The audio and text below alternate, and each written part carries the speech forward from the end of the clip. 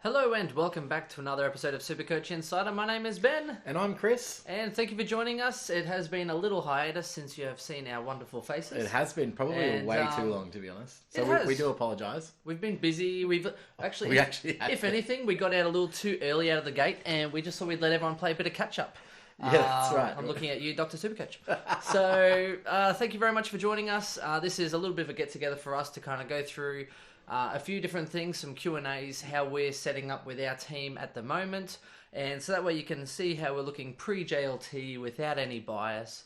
And True that. Get some ideas. We'll just go through a bit of the run sheet before we really get into it. So we're going to go through a little bit about the AFL X. We've got some league codes that we want to dish out as well.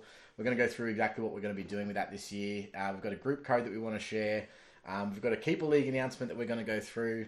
Then we've got our team reveal. We're going to go through a little bit about some pods around the park that you can have a look at in your teams this year and keep a lookout for in JLT. Some Q&As, a bit of watch list, and then we're done for the evening. So it's going to be pretty extensive. Yes. I hope you're strapped in and ready for a wild, wild ride. Chris says extensive. I don't believe so. Tell us about the sponsors tonight, though, mate. This is a little bit about Wet Feet sponsors. Yeah. We are sponsored by Chris's Ego, once again coming to the fore. So I've already downed one, but look, we're going to do Carlton Dry today. I don't mind a bit of dry. Carlton Dry, except they put a little nipple on it, so I'm not sure. You can probably see this here. Why are they putting a little nipple on this? They want to try and make it more feminine because it's only mid-strength, you see. Is that why you're offering it to me, Chris? That's literally it. Well, anyway, it does have a nice pop. So my sponsor for tonight's pod is a beautiful bottle of Crown Royale Apple. There's a bit of a story behind this. When I went to Hawaii a few years ago, I found this at a bottle and I'm like, oh yeah, I need to be able to drink this thing. And then I literally haven't found it anywhere since. And on the cruise that I just went to, they were having it on duty free. I'm like, yeah, I don't mind if I do. So I managed to grab 2 bottles. So yeah, I'm enjoying that quite a lot at the moment. So. Right, I'm gonna have to get you a tiara then, so you can have your tiara while you have your crown. So now, just a shout out to all of our guys that are currently live on Twitch. We've got TEP, Doherty, Clarkey, and Stonesy all commenting there. Yep, I think they're waiting for their Twitch league code. So Clarkey has just said, your hair has magically turned from grey to black. It's actually mousy brown there, yep. Thanks Clarkey. He's done the reverse Michael Jackson. We all like to do that, right? Am I right or am I right? Well, I guess he probably did go grey in the ground. Well, he went to white, and now he's probably more like a grey. All right, we'll go through the codes a little bit later, but first and foremost, just sharing our thoughts on the AFL X. And I think this year they got a lot more right than they did last year. I think last year they sort of made the assumption that they'd get some decent players out in the park, it'd be a little bit of fun, and just no one bought into it. I think the introduction of the fact that they had the captains and they had like a very decent teams run out, apart from your team, of course. I didn't even watch a minute of AFL X. You didn't like it at all? No, I was up there. I was up the coast for a wedding. Well, so yeah, I managed to. You went on the Saturday. I went on the Friday. Yes, of course. So we had. I was entertaining. Not entertaining. I was being entertained with countless beers on the Friday night. So I did not watch any of the AFL X. Fair enough. Well, I really enjoyed it. I thought it was really good. I don't think it's something that they're going to make a massive comp out of. I'm glad that they literally had it in one night, and they're not making too much of a thing about it. But I tell you what, they put a lot of marketing into that one night of football, didn't they? 3 hours of football, and they put a lot of budget into it. I think that's what a lot of people are complaining about, the fact they put so much money into it. I actually saw, I think it's a tweet by Supercoach Saviour. Don't hold me to that, but said, the footy's finally back on. And I was like, have you not learned from Pendlebury? I was like... Just can't... Slow your roll there, buddy. I actually nearly tweeted. Sorry if I got it wrong, but I did nearly tweet saying...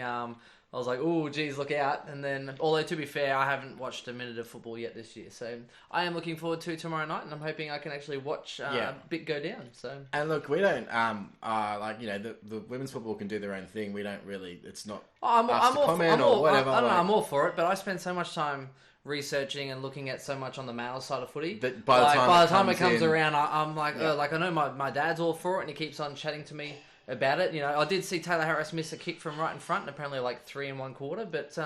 But I am all for it. It's just I spend so much time watching the men play and analysing it, so that way like all the research going into draft and my spreadsheet and that sort of stuff, it takes up a lot of my time this year. So, at the start of the year anyway. I don't really have time to focus on another league. I don't know what I'm going to do. Seriously, once everything starts, once I pick my draft team, I don't know what I'm going to do because I've spent that many hours on it. Yeah.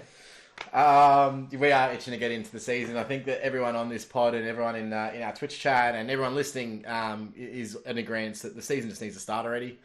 Needs to get here. Shout out to the guys. So TP Doherty says, I got blind and didn't even realise the AFL X Grand Final was even on.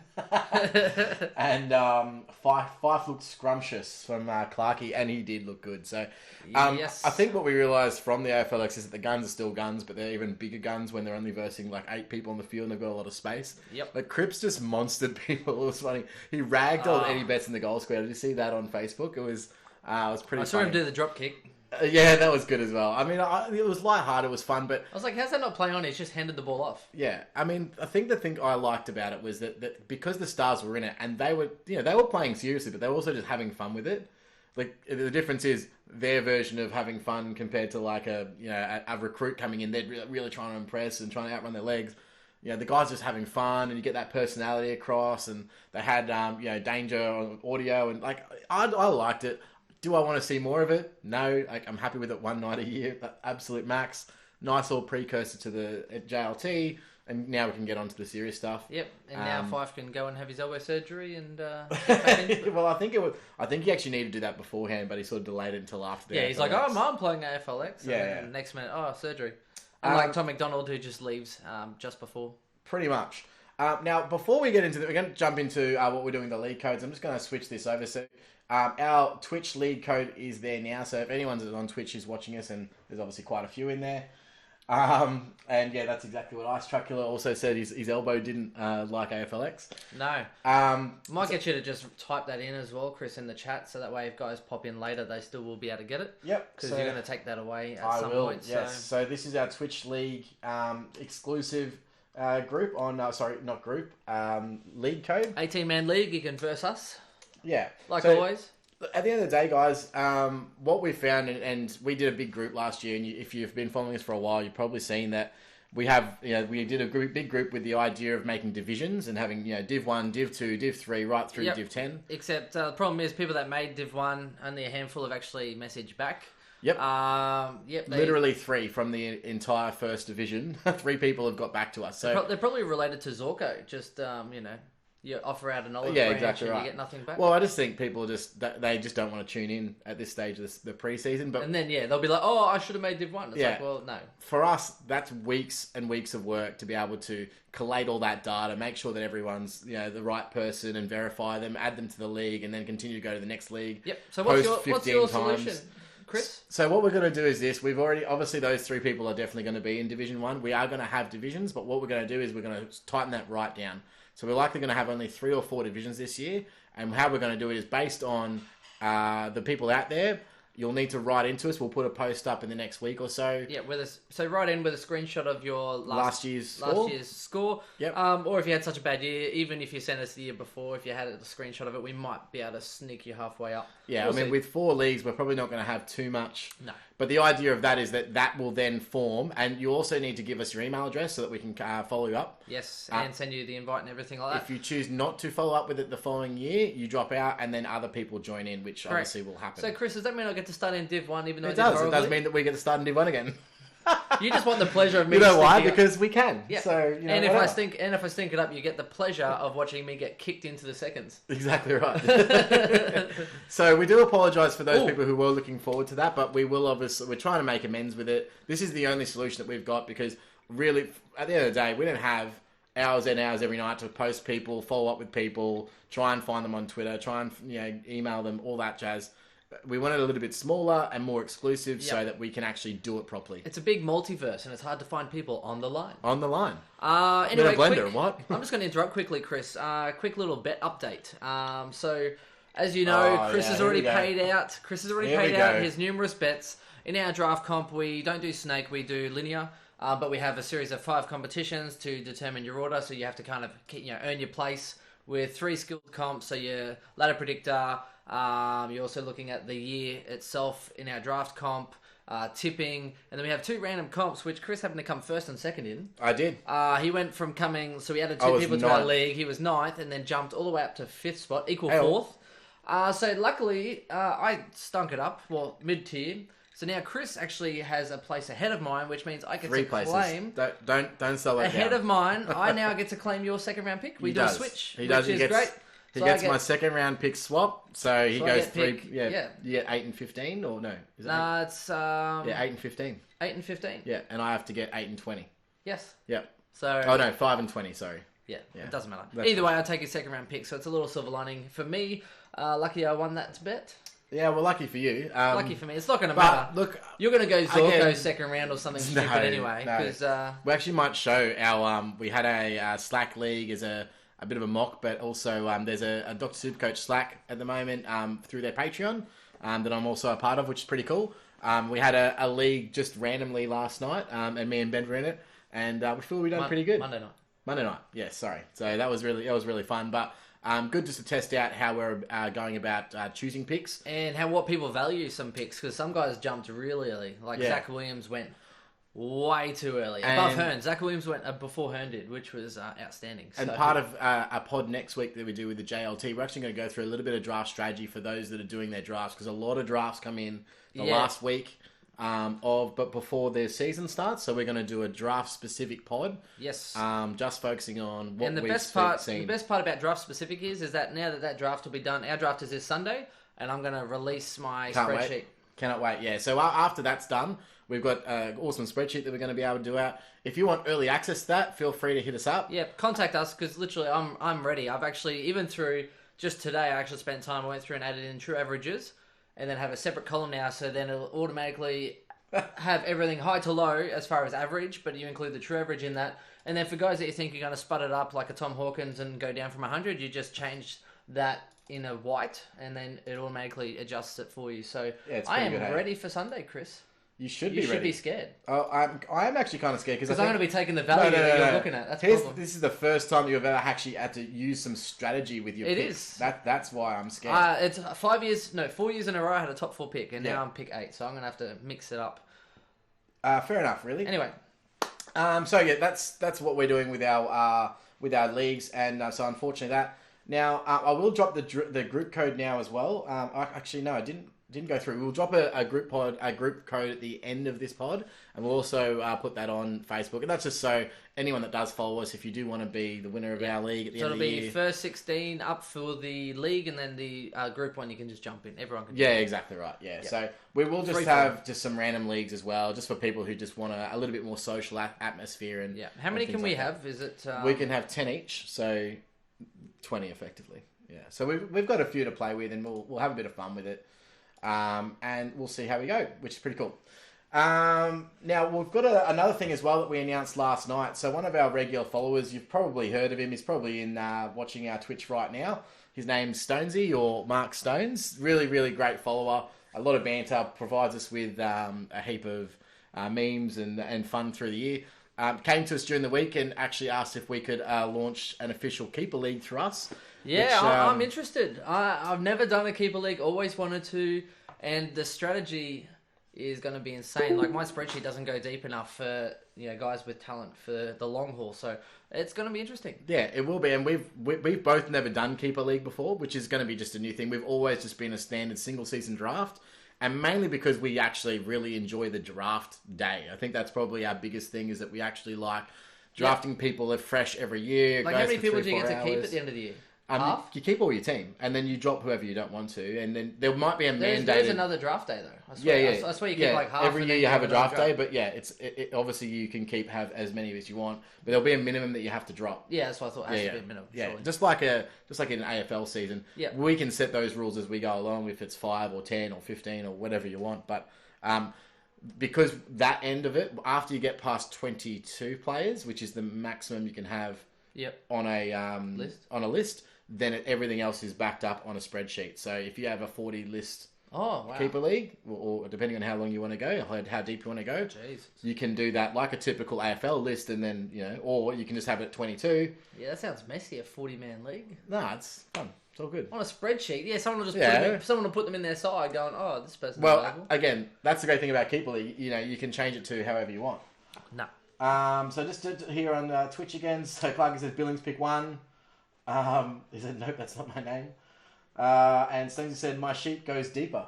Okay, fair enough. Anyway, so we'll just read out. So we've got some successful applicants. We did put up a post. We had a lot of people reply. So we do thank everyone for sharing their interest with us. We do apologise. There is obviously a limited amount of spots. There was only 6. Was not chosen by us. Was chosen by Stonesy. So save your hate mail because no one's reading it. Yep. And he will also be the admin for this. So we've given him reins to actually manage this because, again, we've got a lot of things already that we need to manage. So we didn't speak about this, Chris. Oh, I just gave him the reins. Just undercut him. Okay, so the successful people were Christian Paul Butler. What? Yeah, so he's still going on this, are you? Would you like that to admin this? Or do you want someone else to do it? He's got experience. Oh, no, I'm cool for that. It was. Okay. I just feel like your girlfriend or something. Like, you've just gone and bought a car and haven't even, like, asked my permission. Or, Story of my life. Even though I won't care, Chris, but you should ask me if I care. Not like I will care. Sure. So, why are we talking about it again? Because, Chris, a lesson needs to be learned. Okay. Okay. Oh, okay. All right, then. Welcome, Admin Stonesy. Admin Stonesy, yeah. Admin Stonesy. So, not of like the SuperCoach page, of just like that specific. Well, I don't know. Keeper League. Anyway, how about you tell me off air like you should have done already? So, the successful applicants: Christian Paul Butler, number 1. Number 2 is Dave Swizz. Number 3 is Heath Kingham. Number 4 is Mark Kenner. Number 5 is Supercoach Guardian. Number 6 is Tony Gamma. I tell you what, if you shorten Mark Kenner, you get McKenna. That's true. I'm not sure that's his real name, but if it is, that's odd. So congratulations, guys. We will actually private message you in the next couple of days. Give you directions to join our Facebook Keeper League group. Yep, and share our league code. And league code, yes, correct. Yep. So congratulations, guys. And if there are spots that become available, or if there's interest in the community for us to host other Keeper Leagues, and if you want to join a Keeper League but you're not necessarily don't know anyone that would be interested, let us know, and we should be able to host that sort of thing as well. Yeah, we could always facilitate. We can facilitate that. I mean, Chris can do anything. I don't even need to be here. Shredded. Absolutely shredded. All right, now we come to the cool part of the segment where we can go through our Keeper Leagues. So, our team reveal for standard. Now, this is going to be a Pre JLT. There's going to be obviously changes between now and then. And I think even 5 minutes before, Ben was still umming and ahhing about his defence. Well, I was like, if I get rid of Witherden, then I could pretty much have 90k to put somewhere else, so... Fair enough. Witherden to Zach Williams, that is. Now, just quickly before we move on, so Seeker just tuned in. Did I literally just miss the league code? Scroll up if you can. Does it scroll? Yeah, you should be able to see the Twitch chat there and go there, so that's fine. Is Ben sponsored by Head? I don't even know. It's a Head shirt. Oh, okay, cool. No, I'm not. I just like the t-shirt. It's kind of a cross between Brisbane Heat and the Adelaide Strikers, so it's a nice colour. I'm also sponsored by Red Wine tonight, so I'm mixing it up today, guys. I'm just having a little bit of everything. A little bit of column A, a little bit of column B. Where was that stashed? I've always got a spare. I've actually got this. If anyone wants to know, right here is a cold bag with my sugar-free lemonade for my further drinking later. So that way I don't have to move between pods. That's thinking up here, mate. Chris, for someone this prepared, you should have been able to contact me sooner about Stonesy. That's the last thing. That's the last one. That's the last one. All right. So, look, and someone's just posted that in the Twitch chat as well. So thank you very much, Ice Truck Killer. Yeah, absolutely fantastic. Thanks for following us, and thanks for listening to our pods as well. We've also noticed that Ice Truck Killer is again on the leaderboards for our podcasts in the off season. So thank you very much, mate. We'll have to give him one of those imaginary mugs that you need to print out still. We're going to do that this year. We will. I guarantee you. I will believe it when I see it, Chris. We will get SuperCoach mugs this year. We just got lazy last year, and this year I think we're going to have a little bit of banter, maybe some slogans and catchphrases on there. We'll do something cool and fun with some mugs, and we'll give them away towards the end of the season. So get some mugs. Put Zorko's face on the back. What do you reckon? A humble coffee with Zorko. Just that'd be so good. I like it Stonesy before. One side is our logo, the other side is Dane Zorko. Chris, D1. All right, so we're going to go through this in each position. I'll go through my D1 and then so on and so forth with your D1. Yes. But I think our D1's both the same at the moment. I've got Jake Lloyd locked in at number 1. It hasn't changed. Michael Hibbert. Sorry, I can't pull that joke twice, can I? Okay, no, I've got Lloyd. Yeah, D1. D2, I have Laird, which I think yours is different. Yeah, I mean, so with Lloyd, I mean, I can understand why people aren't picking him because of the price, but my opinion is this. I think he probably still goes up 5 to 10 points per game this year, which means even if he loses 10%, he's still value. So he'll still probably average about 110 regardless, at bare minimum, right? I mean, that's what my view is. I know. I think he's young enough. I think he's versatile. I think the points will help him, even if he does lose a little bit. But for me, I was more about him having some surgery in the off season, but then he's come back and he's doing well. And I did see him take a couple of kickouts in their intra-club game versus GWS. Yeah. So I did watch a little bit of that. Now, one thing I want to say as well that I actually brought up I haven't actually said this on a pod yet, is that Jake Lloyd, when he has 29 possessions or more, he averages 124 SuperCoach last year, which is insane. Now, so if he gets on average, let's say even 5 kickouts per game, he only needs to then hit, say, 24 normal disposals plus his extra 5. Bang, there you go, 29 disposals and average of 124 SuperCoach. Yeah, I'm going to take that every day. And there's no other defender that can boast stats like that, not even close. No. So I think he's going to be not on par with Dangerfield in terms of untouchable for the forward line, but he's the defender version of that. So yep. So D2, I have Laird simply because I'm going Laird because of their easy start to the year, Chris. Clark, you just said, same joke twice, you're better than that. Yeah, it is true.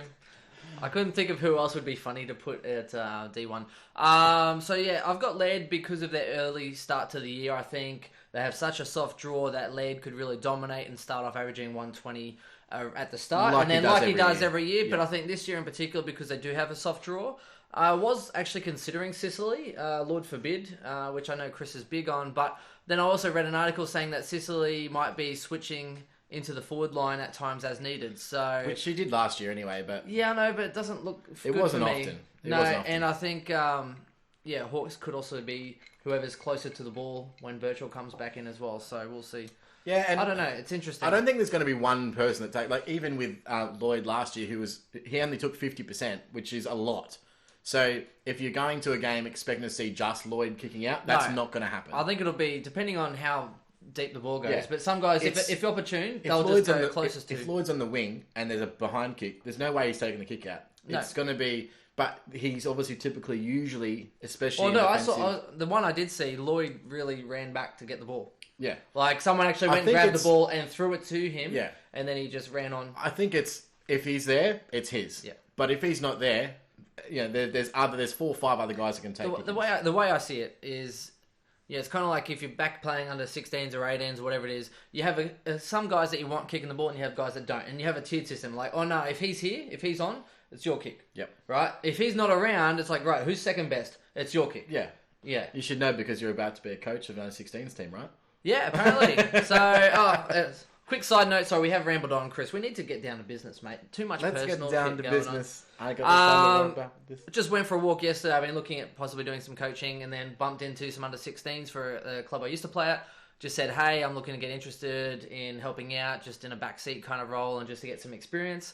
And then sent him an email and then got the word today. You actually sent him an email? I did. I did send him an email. That's a good joke, Chris. Yeah, didn't have to text. Once. Yeah, it did work for once. Anyway, so he said, apparently he likes what I'm about, and so I'm going to be coaching under 16s, which I think is awesome. And if you need a hand, I'm a great orange carrier. So it's one squad. I'll be coaching the second team, but whatever. First, straight in the deep end. We'll see how we go. But I'll be all about it, telling these boys to listen to our SuperCoach podcast. Like, spreading our SuperCoach love. Now, we just got an awesome comment from Carlito, who's, Carl Shepard. He just said, how many running bounces from Lloyd?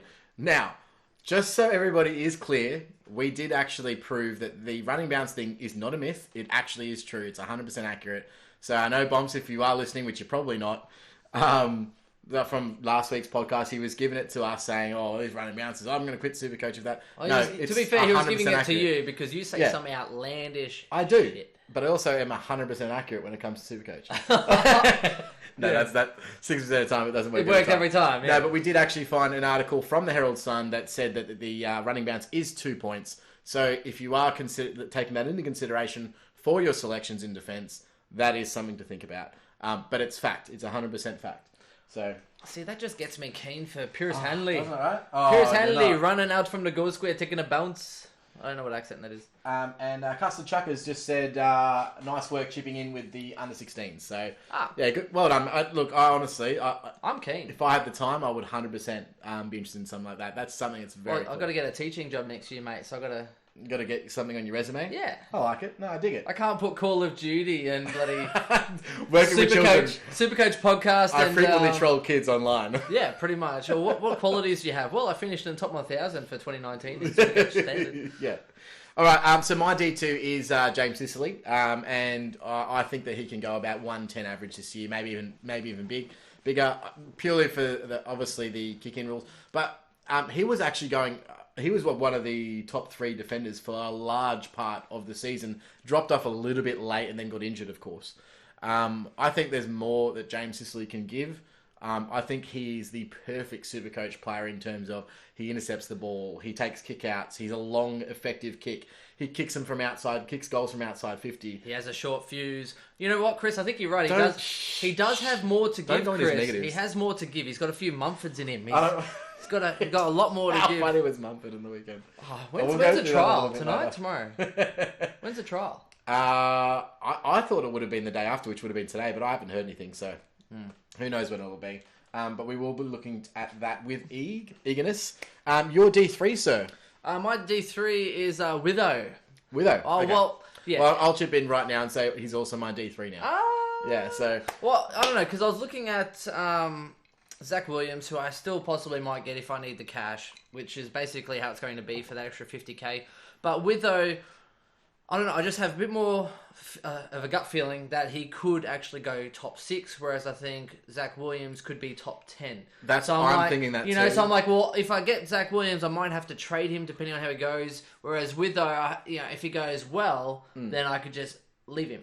I think Witherden presents a better guarantee that he's going to be...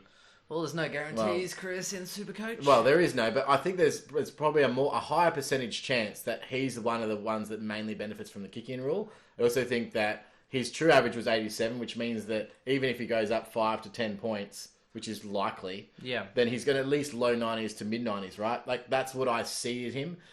I don't think I've got him going like 100 or 100 plus, but in my team, the way that I see it is at D3, I don't have the money to go to I want to now.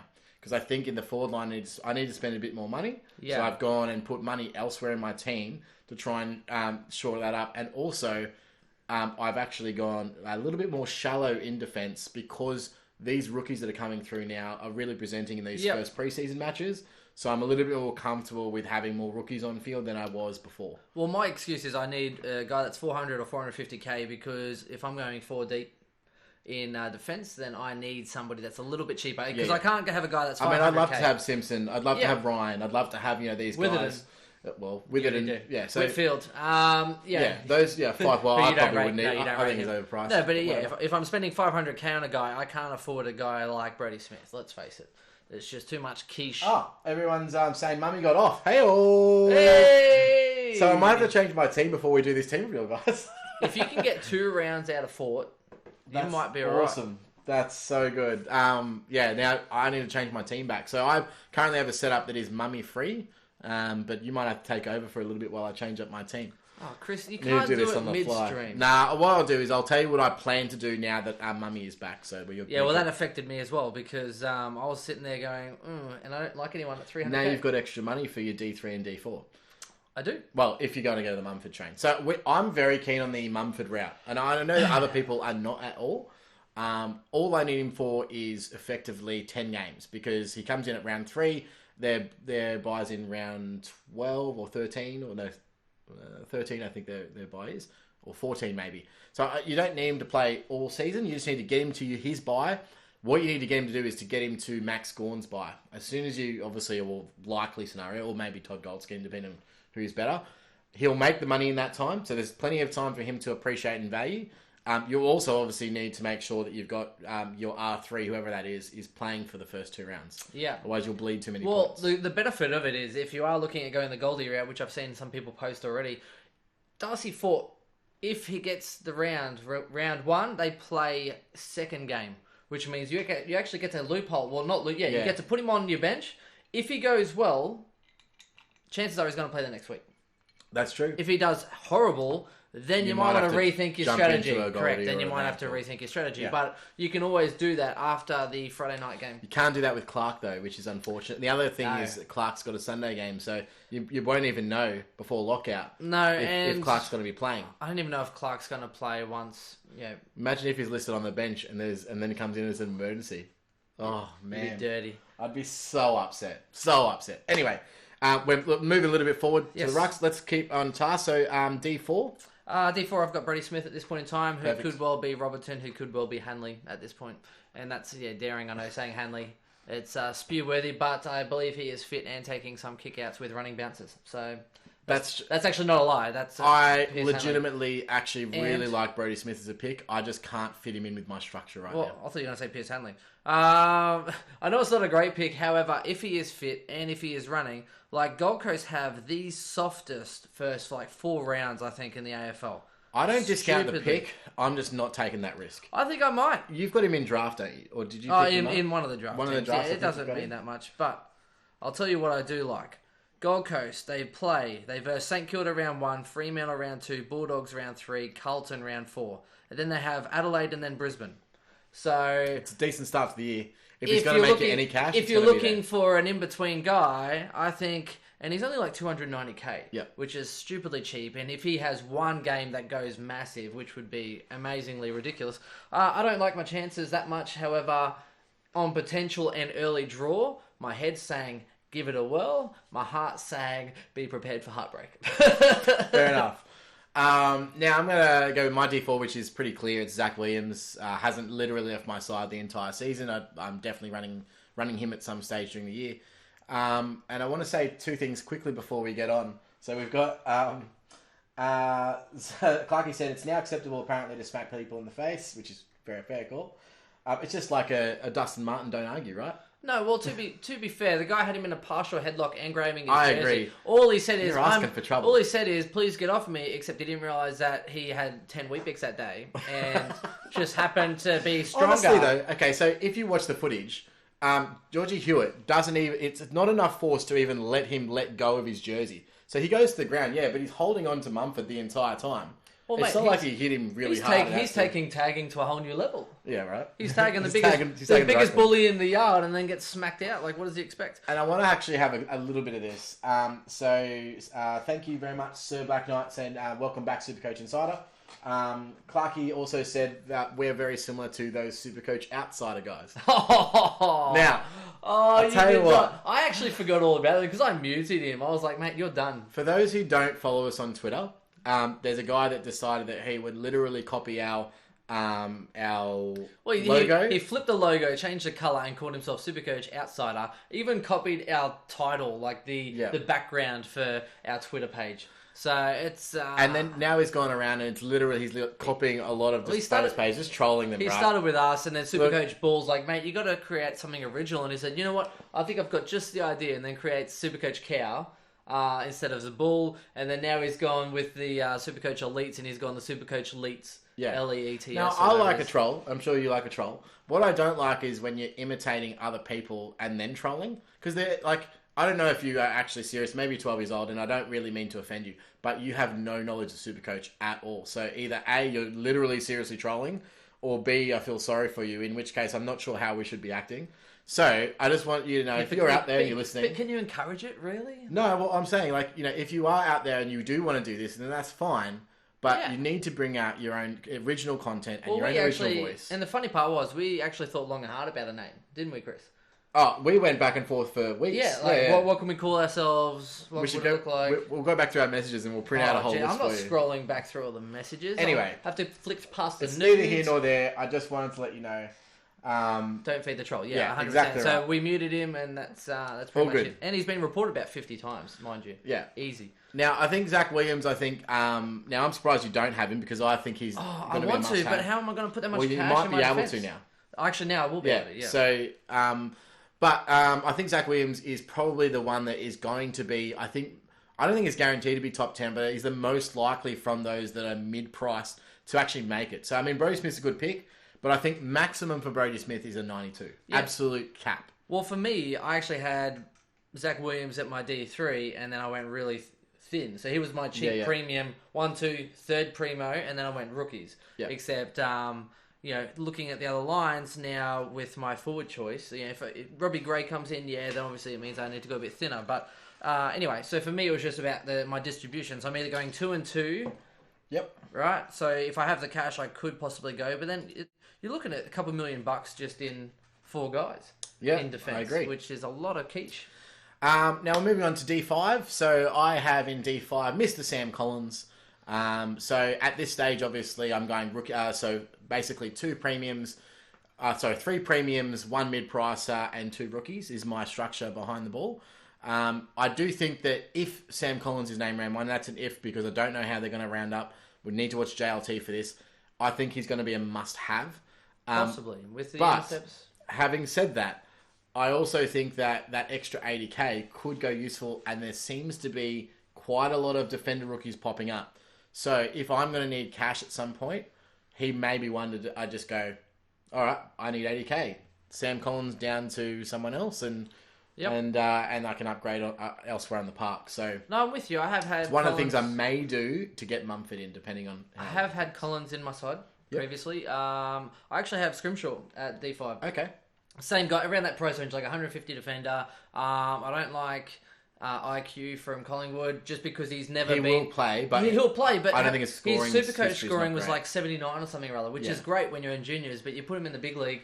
I don't see I him think scoring lucky to average that well. 50 in the seniors. Or even 60, maybe. Right? Well, 60 is decent. Yeah, but at 150k, you can get a guy 110k. That's also averaging that's the that. thing, right? So for me, Scrimshaw at D5. I actually have Dersma at D6. Okay, yep. I have Dersma too, but he's on my pine. Yep. Only because, not by price, but by that's probably who I'm having. Oh, as in mine's organised by price. Okay. So you probably have Hoare or something. I do. I have Marty Hoare. Yeah, whereas Hoare's on my bench, so yeah, makes sense. Marty Hoare played really well in the pre-season clash against Collingwood.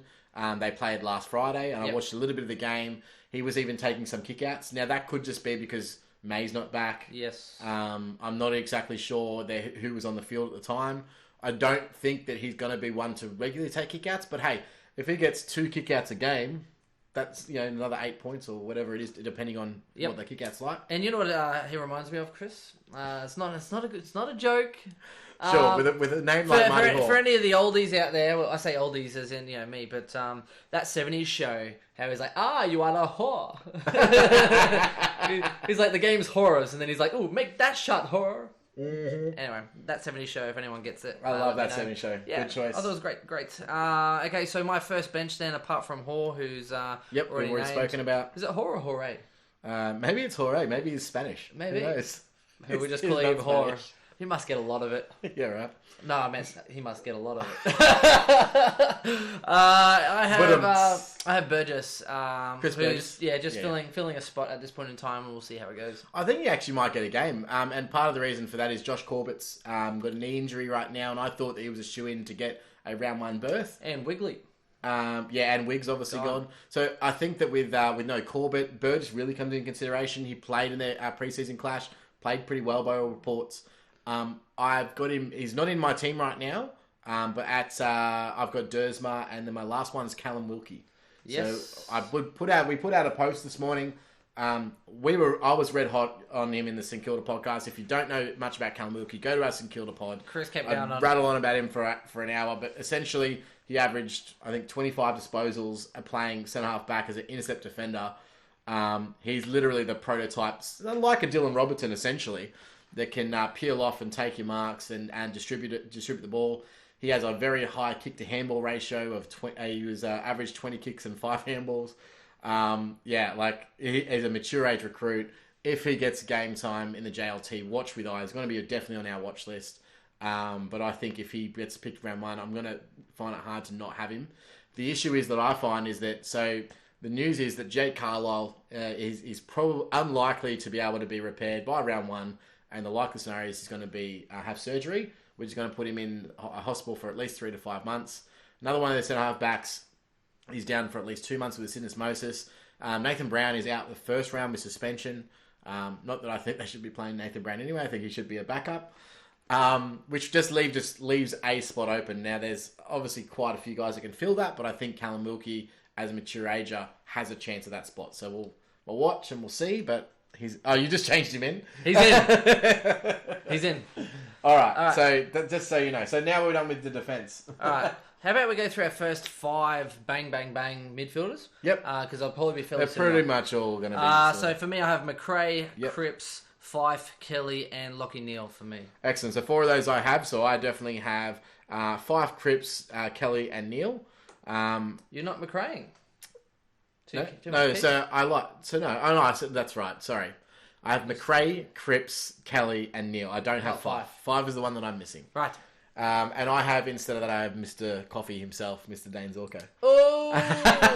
So, I by the way, on this team... You have 2 Lions players and 0 Collingwood midfielders. I do, yeah. I don't really see much value apart from maybe a Taylor Adams at the same price there. For me, I'd rather upgrade to a Collingwood midfielder once I get to see quite a few games on how they're doing it. Yeah. It's too much unknown at this point. Like, you could pick anybody and you don't know how it's going to go. I mean, Treloar's been on the rehab for a lot this preseason as well, and he's the only one that actually is promising for like a 110 at this stage for me. So, just quickly, Carlito wants to know if we're running a captain's loophole this season.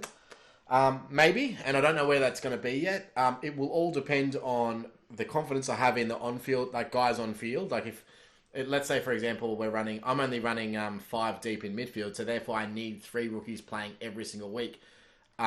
So those 3 on the pine may be needed. To make sure that we don't have a 0. If I was running 6 deep, then I could potentially see, not utilising whatever it is, one of the pine midfielders and do it that way. But I think it's going to be important this year to run a rookie ruck because I think they're going to get games. So we'll see. Yeah. And how many times do you ever start? You're like, oh, I'm going to put this guy as a loophole, which is great for the first 3 rounds, and then all of a sudden, like Port Adelaide decide not to play Old Man anymore. Yeah. And then you're like, well, is it worth trading this guy what you'll for find 50k? You're going to have a guy that's not playing most times. Post round 3 or 4, what you're going to have is you're going to have a rookie being dropped or injured or something like that, and 100% you're going to have a loophole option anyway. It may not be the best loophole option, but you're going to have some sort of option. So, at this stage, I'm running a full side, but yeah, I think on-field points is more important. At the same time, yes. At the same time, it's one of those funny things because with Titch being out, we probably might need a loophole more than ever. So you could run the risk of either argument, to be honest. Yeah, and so we'll see. You'll see by our sides, and you won't know until really the end of the JLT how strong people are, and then once lineups come out, what we're actually going to do. So we will update you as we go. Correct. Well, to be fair, I might even just loophole Gibbo at 1 or 2 if he's not playing round 1. Yeah. Now, the reason why I've gone Zorko is that, first of all, I do think that he can come back to average about 110, but also I'm literally running at $0 in the bank. I have not 1 cent in with this team that I'm currently fielding. It's impressive. So I did message you saying that's a good feat. So, and that was not even by design. I was just like, and if you're bored, this just happened to happen. If you're bored, show us your best $0 side. Yeah, show us your best $0 side. Put it on our Facebook. Yep. Anyway, and the reason I'm going with Fife is I'm not concerned with his elbow surgery so much. Again, they just have a piss easy start to the year. So Nathan Fife is going to average you 125 for the first 6 rounds, and same reason I'm starting Cripps. Apart from Cripps being a beast and all the rest of it, averaging 120 or nearly 120 throughout the year. But they both Gold Coast in round 4. So I'm putting Cripps down for a 170 plus, which means his first 4 round average is probably going to be like a 135 or something stupid. So if you don't start with him, I think you're going to be behind. Not a terrible idea. I just, I don't. The thing is, Fife's probably still going to only play. I can picture him playing 18 games this year. That's right. I'm equating that into my trade window. Okay. So okay, cool. Look, and that may not necessarily. Surely him or Kelly has to play a whole year. One of the two. I'll take one of the two to play a full year. Yeah, it will cost you a trade during the year. I'm sure one of them is probably going to go down. I'm just banking on Kelly. I think he's going to have an absolutely outstanding season. Yes. And if you did listen to our top 10s, you'll understand that the players that we've picked in our positions are because we rate them that highly. So, I still think that I think Cripps is going to be number 1. I think McRae will be number 2. I think Kelly's number 4. Who'd I have at 3? Yeah, whereas I had McRae number 1. Yeah. So the guys that we have in our team are the guys that we believe, personally, are going to be the top averages. Now, I'm keen on if I need cash, again, I'll probably get Dusty Martin in instead of one of these guys. What I would suggest is if you're looking at players for your team, do not even put them anywhere in your team unless 2 reasons. A, they're going to make you a lot of cash, or B, they're going to be in the top 10 in their position. Or get you enough cash to then decide upgrade There's- targets. And if you're doing that, maximum 1. So stepping stone, maximum 1. Do not have more than 1 stepping stone in your team because you will be bleeding points far too much and not making enough cash to be able to get a full primo team quick enough. This is only if you're going for the overall prize or you're going for maximum overall. If you're going for a league win, then you can afford to do that because it doesn't matter then. How long it takes you? All you need to do is that by the end of the league, you need to have the best team. So end of the season, you need to have the best team. So then it doesn't matter. Yep. But okay, so my D6, 7, and 8, I have Walsh at number 6, followed by Constable at mid 7, and Valente at mid 8. Which could be obviously switched around. You'll probably have to change it because he's probably not going to play. I think he's listed as injured. So just so you know, he probably won't. He'll probably be a early season upgrade. I think he will get game time early, but he's just been injured. I think he's out for another 2 weeks. Won't play the JLT Valente. Well, then I'll put Bewley in. There you go. Now, if I can keep going, so I have the same. So I do have Walsh currently at M6. Which is fine. I also have Constable, Hind. Let me have a look at my other guys. So currently... Yeah, so the other thing I'm floating with... Yeah, so sorry. Walsh, Bewley, Gibbons, Constable, Eli Smith, and Nick Hind. That was out of bounds! That was out of bounds! That was out of bounds! That was out of bounds! Sure everyone should. So thank you very much, our new follower.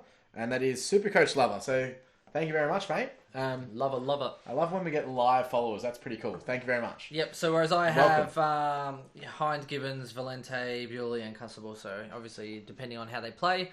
For me as well, I'm also tossing up the notion of dropping down like a Neil or someone to sort of a Matt Crouch, which might then get me a Walsh up to a Liberatore. A Liber or a Miles. I think at this point in time, I think Walsh will hold his spot. See, now, I don't think you'll need to do that because you're running 5 deep. That's what I mean. So I think I'd rather go primo straight up. A lot of people who are running a heavy second ruck, they're going with 4 premium mids and then a mid-tier like stepping stone such as a Miles or a Liber or a Hannibal or something like that. I'm not doing that, and you'll see why in my team, and that will probably now change with the Mumford news, which is pretty cool. But...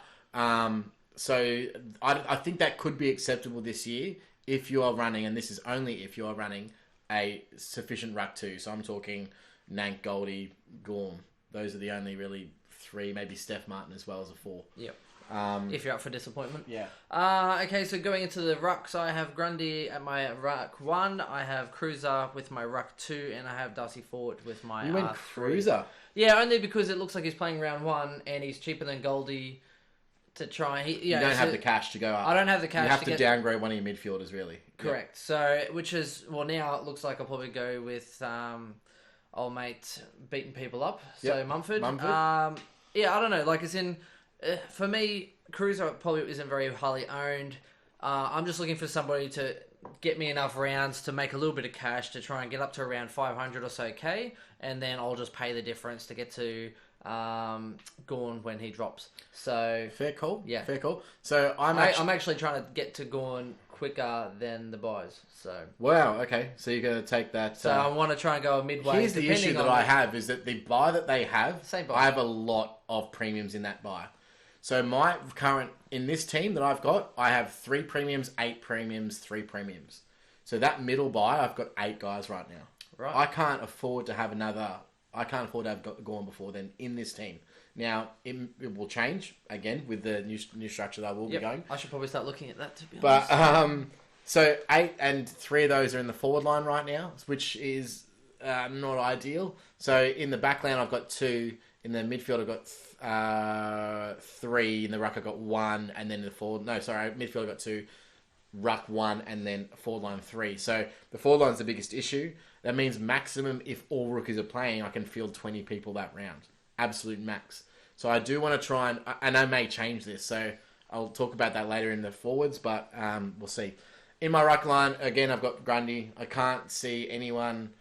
He's the only really safe option, in my opinion, that doesn't have a question mark against him, apart from his little toe, which he injured, obviously, and he's back at training in full now, and he'll play in the JLT, and that's all good, but his little toe...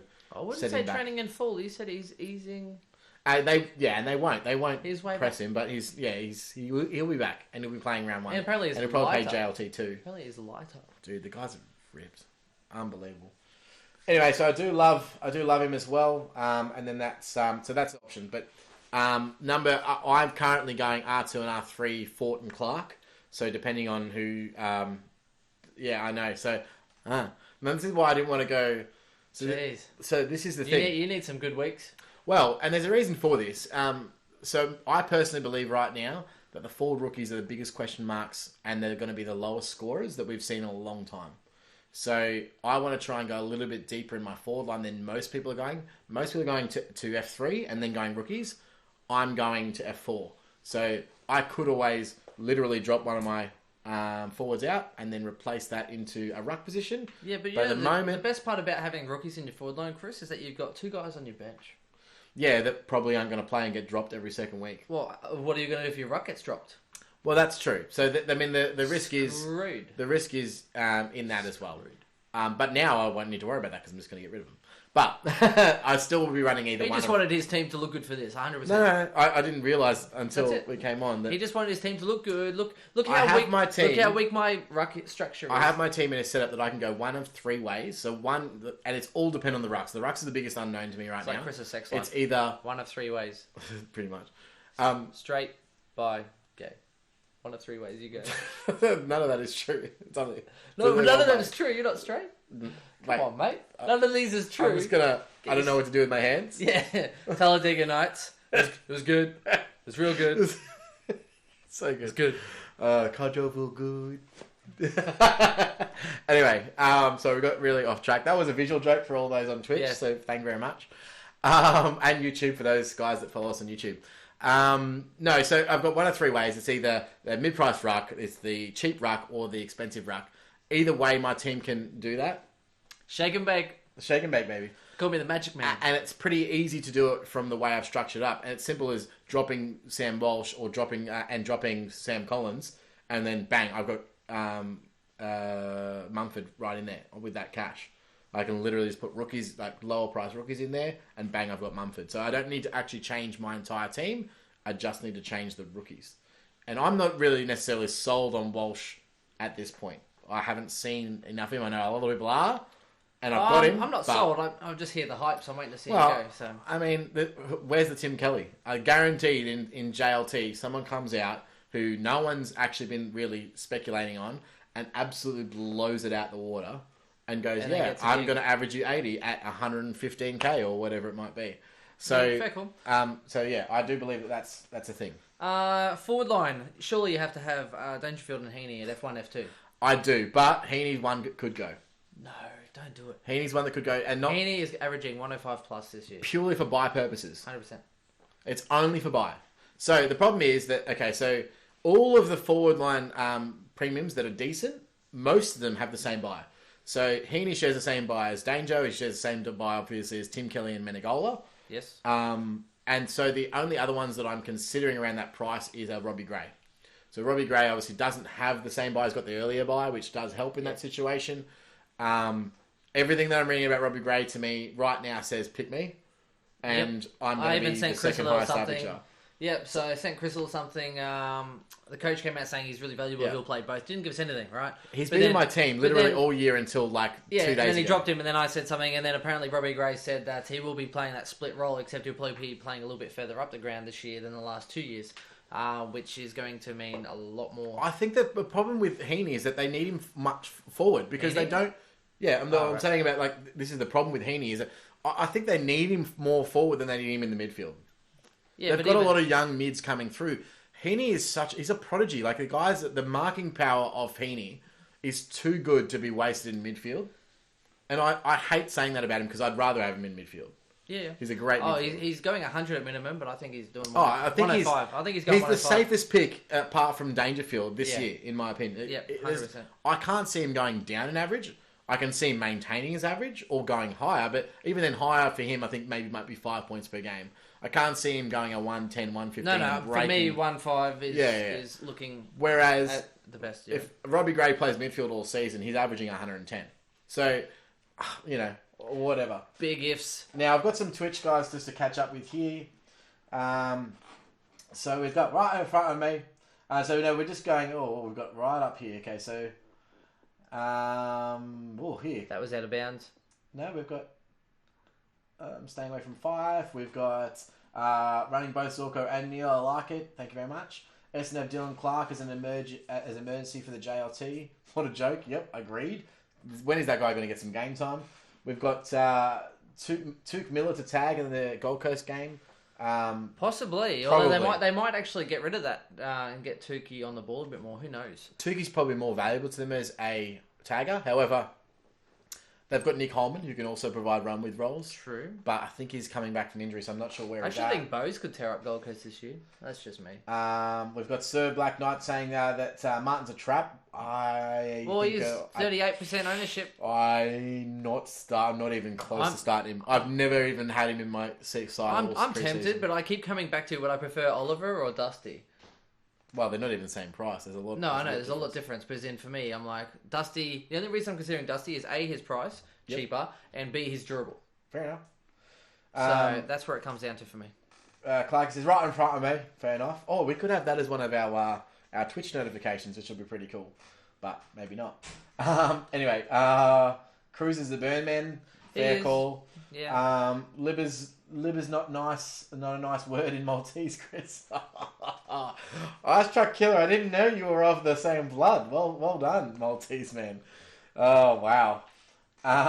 Fortin Clark with a emoji face. We need to get our own. So once we do get to affiliate, we can get our own emojis, which would be pretty cool. We can have Ben and Chris emojis. Maybe a cup of coffee with Dane Zorko.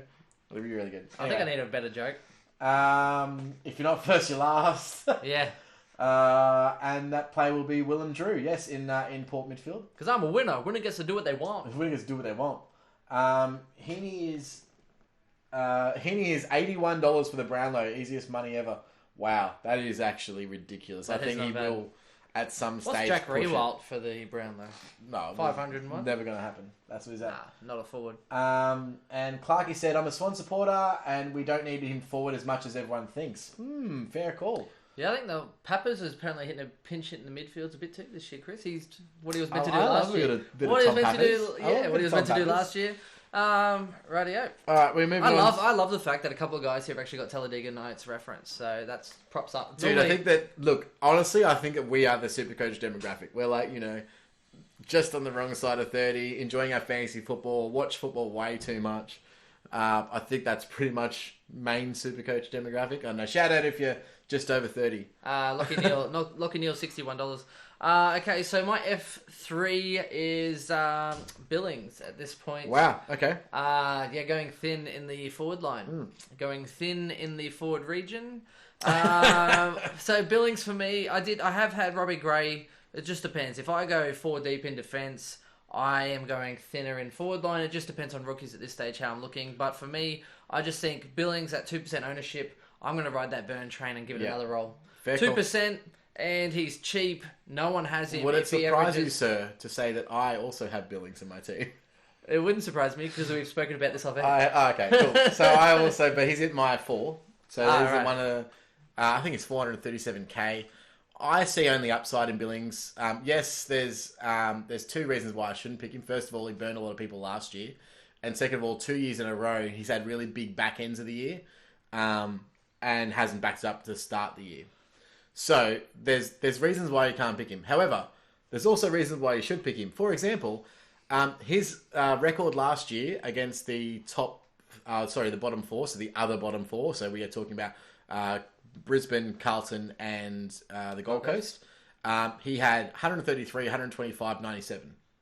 He plays those teams straight up. He's got so he plays 2 of those teams twice. And he plays, obviously, the other one. So he's got 5 of those games against the bottom 4. His record actually against the bottom 6 is fantastic. So he's a downhill skier. I do think another year of development in him is always good.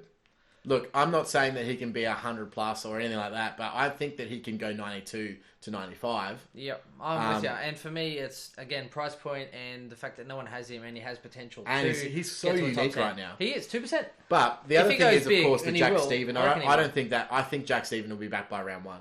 Yeah. So, but there was obviously the big article that came out today that Jack Stevens taken a leave of absence from mental health. But they have so many guys that can run through there anyway. I mean, Akers can kind of push there's through. how many? Armitage like, might get a Armitage. yeah, they might go. Oh, Armitage, go in the midfield instead of the forward line for a couple Yep. games. Like there's so much that they can do. Here's the reason why I like Billings. And by the way, I just want to say quickly before we do wish Jack Stephen all the best, and Yes. I hope that he does get better. There is nothing worse, and we haven't experienced it ourselves, but we do know people, and we've been supportive of people who have had mental health issues. So, Oh man, I've been through the ringer. What are you on about? yeah. Oh really? Yeah. Yeah. Well, that's. Man, I was living in the city and I was that's right. hitting all the lows, man. Yeah, it's not. Not good. Glandular fever, all that business. Yeah, and you gained a lot of weight as well. And, Yeah, it's a lot of these ones. Drinking like a fish. So look, shout out to anyone Yeah. who's there right now, and Everyone has reach their out. down times, you know what I mean? Like, you We just might kind of got to we might look on the brighter side and the fun side a lot of the time. Us But at being a little more positive yeah, in the PC. which we're I trying reckon, to. Yeah, I reckon Supercoach Elites kind of made you... They did. Like, Yeah, it was it a did. joke. It was a very We clear actually joke. made two bad jokes. Well, they weren't We even did. bad. One of the mine wasn't even that bad, and then he said Mine something. was bad. Yours was bad. But, But again, to be in fair, jest, I've made the Bunnings very joke. much in jest. I've made the Bunnings joke about 8 times in the last 12 months, so... we do. It's a regular thing for us. That's yeah. why. And I can't remember what the other one was, and he kind of said something. It doesn't I was matter. listening back. Anyway. Either way, anything we do say is not held in offence. It's all jest. It's complete fabrication. It's not actually how we think of the world. It's all- It's just we all just like a laugh. That's It's all it is. make believe, and we don't edit our stuff, so you get That's the it. goods with the bads. Yeah. Unfortunately, So look, that does open up a spot. I don't know who that spot goes to, but what I will say is that they used Billings a lot more forward last year because they had so many injuries. So, they had Bruce go down. They had half their spine go down. They needed him forward because they wanted to produce goals. Now, unfortunately, he didn't do that because he converted the ball really badly. he kicks so bad. But they needed him forward last year. This year, I don't think they do. They went out and they recruited forwards. So they recruited guys like Matt Parker, who's absolutely tearing up the track. And I'm assuming he's one of your forwards as well. Pucker. Yep. Yeah, he's on field. So he's a rookie that I think that will play round one, and all of the news is that he's just amazing. He's 187 centimeters. He's got pace, agility, tackles like a machine, plays like a small, but can also play tall. I'm picking him just because he has the name Parker. So Great name. great name. Um, Check out these comments here quickly, Chris. Yep. So we have Neil is $61 to win the Brownlow, which is crazy. You can't watch football too much, thanks. And my F3 is I don't know who that is. Billings is still a king. Billings is mine as well. Yeah, so a lot of love for Billings. A lot of people love Devon Smith as well. Yes, I do like Devon. Just over 30. Yep. Thank you very much, Carlito, with a shout out. Just over 30. Well done. And then we've got a heart from Clarkey for the love for the depression awareness. So that's good. Yes. So your F3 is that. So my F3 actually is a little bit different, and there's two reasons why I choose him. One is price. I want Wingard, can't afford him right now. I'm 10k short because I'm on $0.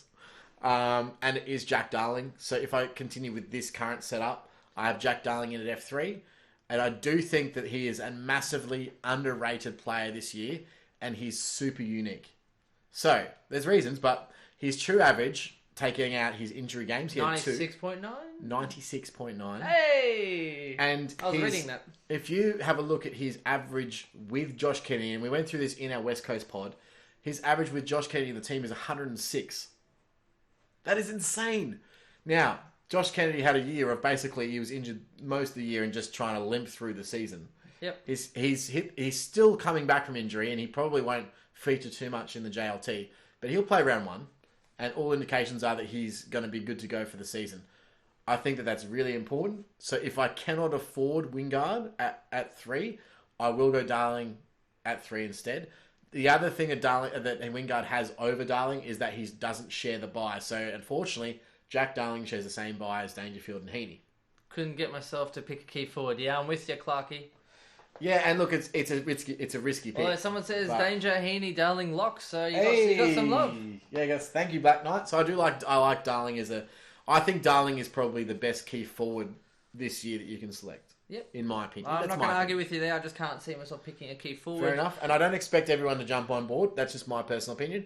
And it also hits the right price. Well, to be fair, if Toby Green plays round one, I might find him in myself. There's no money in the world could get me to select Toby Green. I might. Fair enough. I think I might.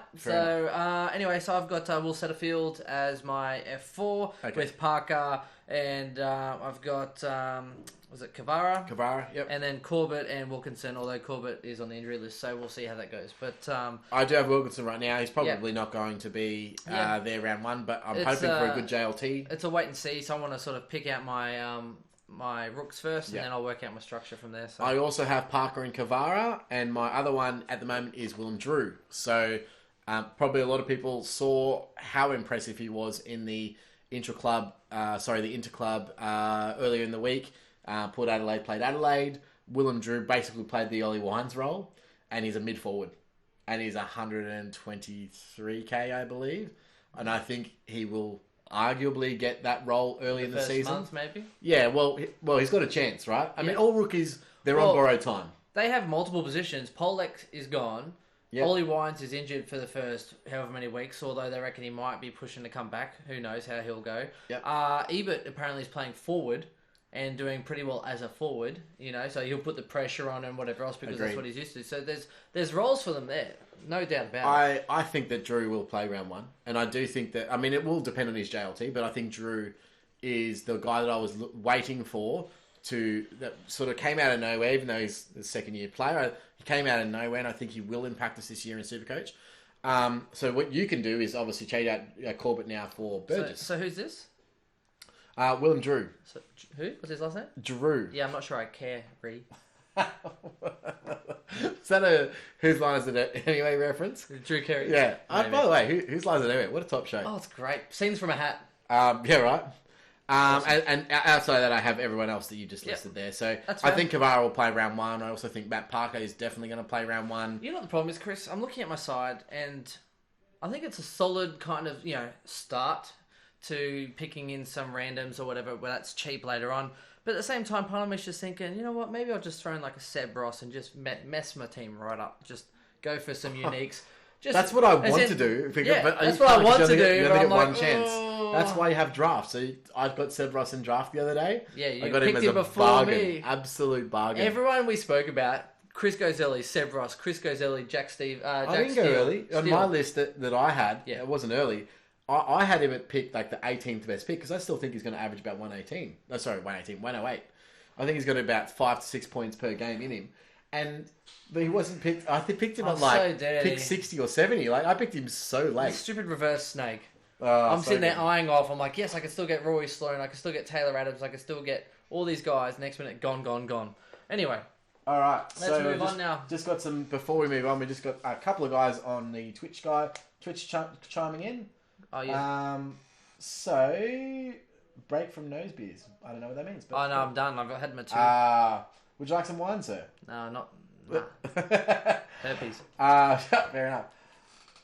The 666 rule will help Darling massively, and so something that SuperCoach, and I don't know if anyone that I'd say most people out there know who SuperCoach is. Well, you should know. They did actually mention in their pod that they believe that Darling is going to be the one that benefits the most from the space in front of him, and that's because he's more of a leading forward. Yeah, and he can take a contested mark, but Darling's only 190 centimeters. He's not a tall guy. He's just a unit. He's absolutely big. Built. So also kicked 3 goals. Thoughts on Rankine?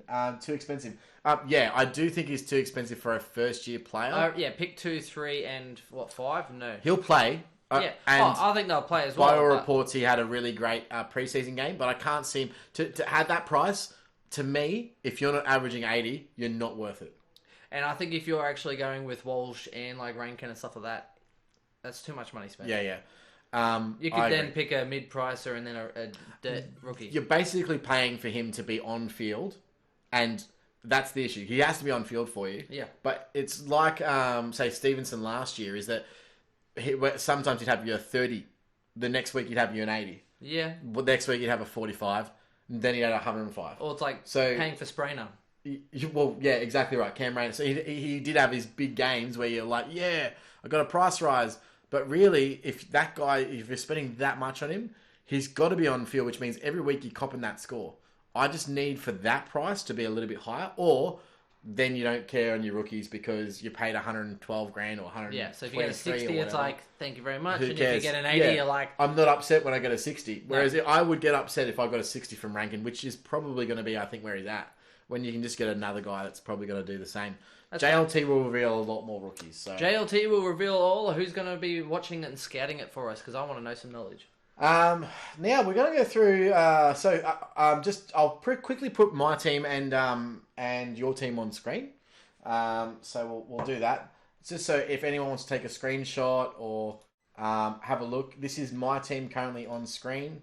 So have a look. If you did want to, as you can see up there, there's that $0. We'll quickly log out and then we'll show. How do we log out? Let's go back to team so that you can still see there. Where do we log out here? All right, and we'll log in with to Benny's. I'll just hop up and have a little stretch around here, Chris. Oh, you just go. Yep, that might be easier. I'll do the old reach around. Classic Benny. Everyone likes the reach around. Does everyone love my? Actually, I'm gonna get some hate mail here, aren't I? People are gonna start emailing you. Possibly. That'll be funny. All right. And let's have a look at Benny's team in here in Classic. We'll black that out for effect later. Beautiful.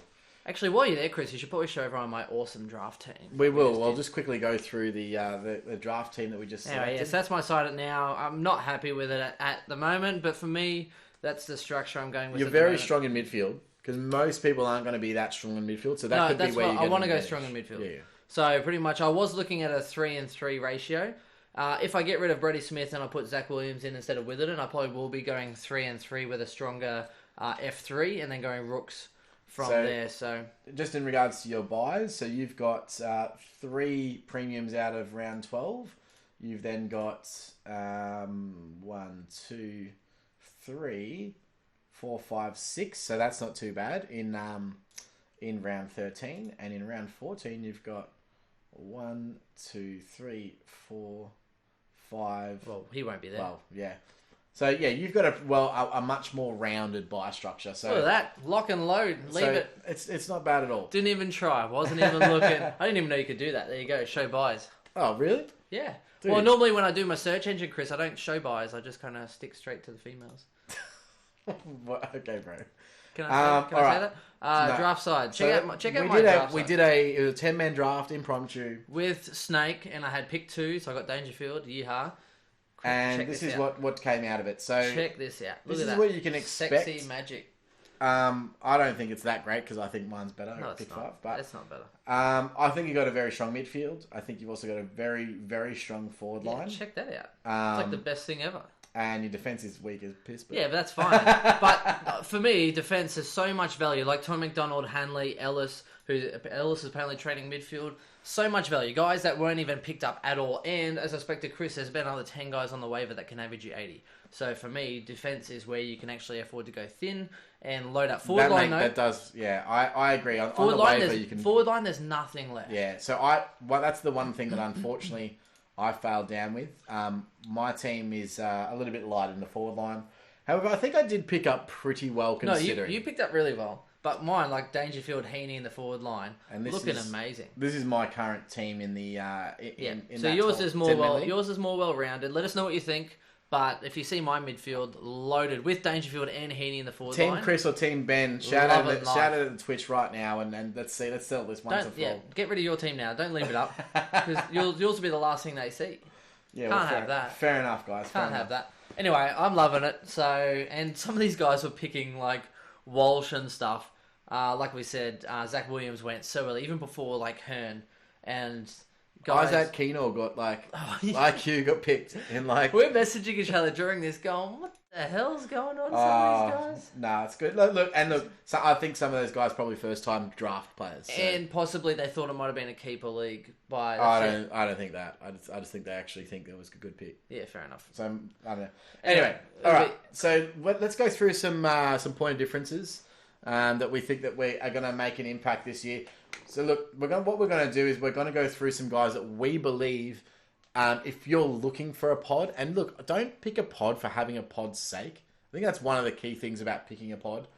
Don't just grab a pod because you think that there's a difference in your team.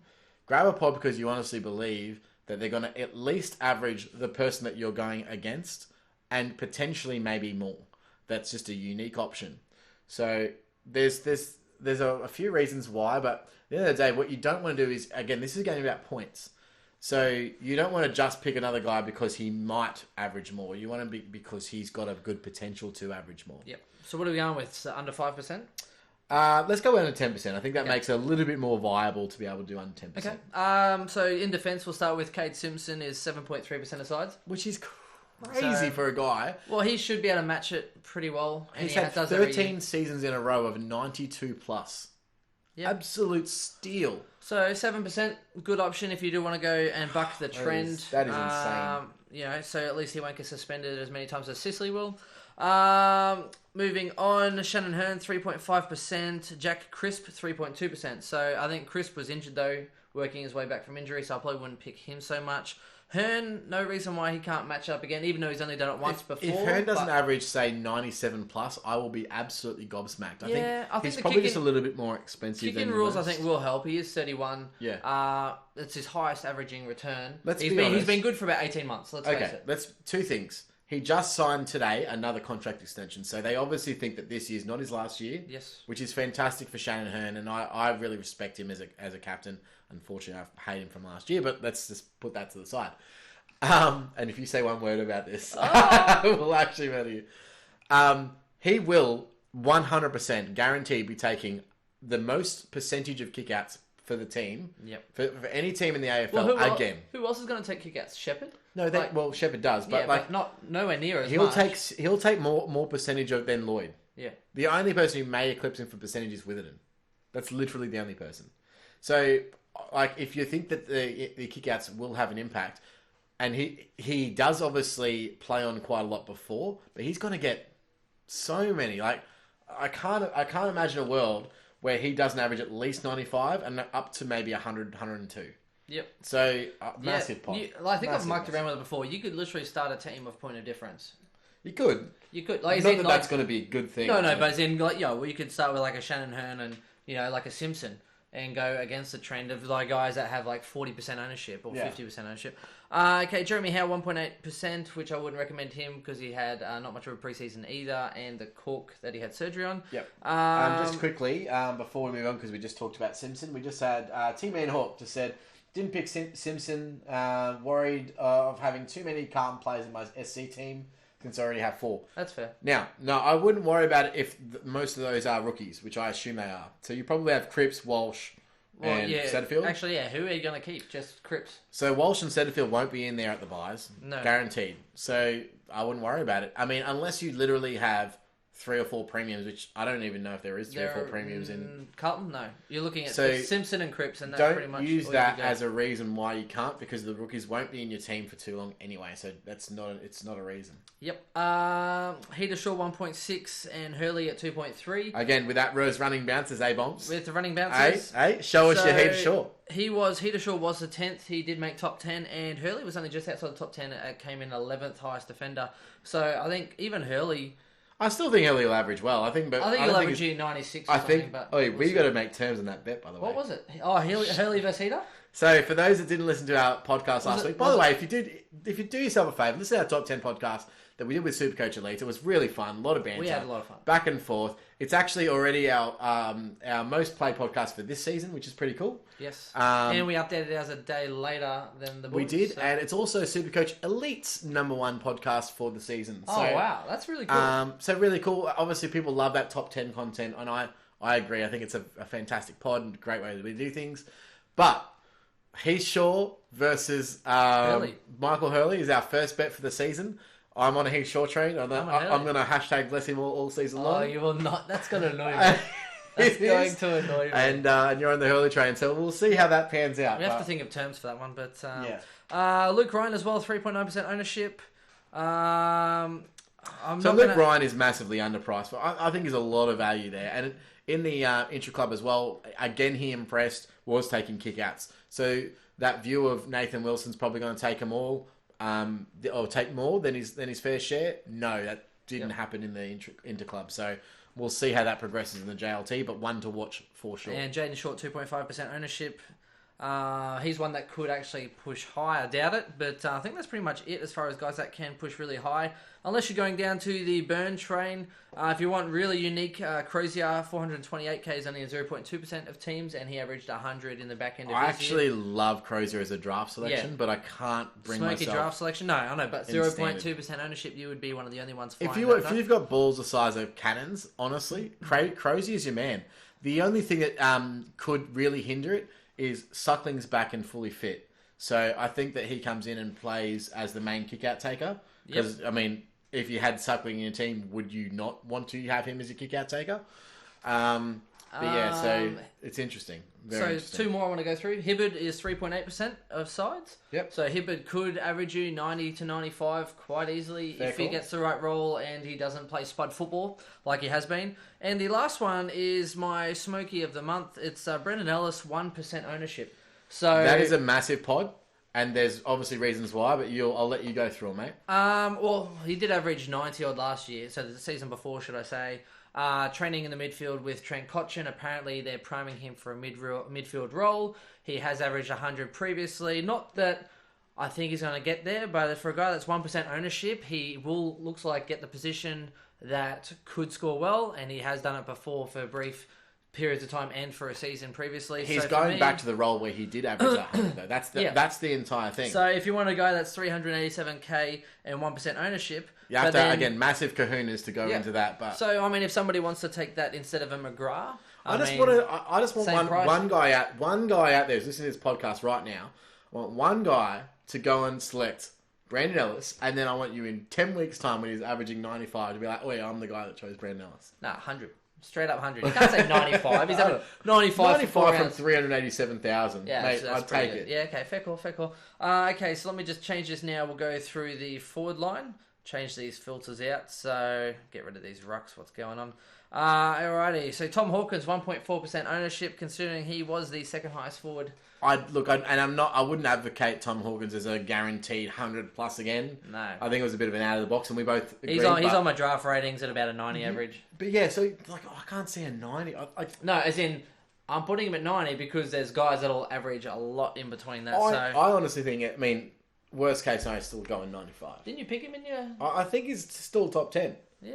But I wouldn't pay the price tag, because I think he's overpriced right now. Yep. I think there's way more other guys. See, I'm more Kmart, and Chris is more Gucci. Mate, if I could afford Gucci, I wouldn't be sitting here. Yeah, that's true. Lance Franklin, 3.3% ownership, although he probably will miss the start of the year or he will. 100%. He's probably not playing round 1 and 2. Yes, which probably bodes well for me. Hopefully, starts off slow. Menegola, 2.9% of sides, so I think he's had some knee soreness, but yeah. So he had a clean out. Yeah, but no, as in he's had some knee soreness still. I still think that he'll play some JLT, right? Like he's not, or is he literally touch and go for round 1? No, I know he's been working his way back and he had some knee soreness from what I read. So they were managing him for a smidge, but he probably will play JLT still. I can't see why he wouldn't. Monitor watch list because I think honestly Sam Menegola could be one of the best forward line picks this year. My issue with Sam Menegola, I think it's going to be an issue with everyone, is that unless you're playing for league, because that's completely different. If you're playing for overall, then you're playing Danger, probably Heaney, and then Menegola as your 3. That they all share the same buy. So it's the same issue that I have currently with Darling, Heaney, and Danger. They all share the same buy. So you put yourself in a hard place at that point, but we'll see how it goes. So the next 4 are probably the ones if you really want some kind of point of difference. Robbie Gray, 9.5. Not a huge point of difference, but under 10. I love that. Yep. So under 10. And Heaney must be in 40% of teams. Heaney's in heaps. So the next 2 though are really left field. Gunston is in 1%. So he averaged 96. By the way, Gunston's probably been in the top 10 forwards for the past 3 years running. Oh, he did. I think one year he dropped out. He dropped out 86 average and then went back up. Yep. So the issue is Tom Mitchell. Yes. Now, whether they'll ball or be in the forward line. Mundy, 1.7 playing midfield apparently. So, but his age is the only question. Can't believe that with Mundy. Really, 1.7? Yeah. He's a great pick. Yeah, you surprised it's low or high? No, I'm surprised it's so low. Yeah, 1.7%. So it's probably that he's so expensive. He's probably same price as Isaac Heaney, right? No, he's 520. Heaney's 529, so 10k difference basically. So the young bull versus the done. Yeah, well, Start. you're probably not picking Mundy over Heaney, right? So No, if you pick him, he's got to be F3. I have had Mundy at my F3 at one point. I have too. And then I kind of look at him like, oh. No, I like it. I just don't have the cash. I don't know, it just makes my team look old. Maybe with superficial. old facepalm Mumford, I can get him in. Facepalm Mumford. A clean 6.4% ownership, and just quickly before we go on, just from the Twitch attack. T-Man Hawk just said he's going Gibbons as well. Again, that doesn't matter. Another rookie. I think everyone's going to be going Gibbons. Yep. Jesse Hogan as a is tempting. 1.9%, but he only just started back on the track. I can't see Jesse Hogan Doing well at Freo? No, it's not that at all. They need to change their game plan. I don't think he's ever going to be a premium scorer. I think he's always going to be a 90 to 100 maybe at the absolute best. He floats in and out of games far too much. Yeah. There's games that go past where you're like, is Hogan even playing? Oh, I think he's got potential, but for me, he was running on that Alt G running machine for ages. He's only just now getting back into full training with the boys and playing some match sim. So he was doing match sim in midfield, which I like because he was scoring when he scored big last year. Was when he was. Well, in the that's midfield. Your benefit, but for a guy that had foot problems, how many cases is he going to run in the midfield? Sure, I've got literally no chance of selecting Hogan for me. This year. No preseason, absolutely none. No Hogan for me. But I wouldn't be against someone doing it and then me watching them from the side like I like to do. Yeah, you like to do. Thoughts on Walters? Now, I love Walters as a pick. You do? I do. Walters is in 2.9%. If you take out the injuries and that sort of stuff, he actually averaged quite well. I think it's like a 92, wasn't it? Yeah, I mean, the best thing about Walters is that while Blakely's not there, he's going to get the prime mid-minutes, and there will be some rookies that will take up a little bit of time, but I think it's going to be, Mundy, Walters, and Fife are going to be your premium mids. Yep. And then we'll go from there. Walters did play midfield in the interclub. I'm watching him heavily. He's on my watch list.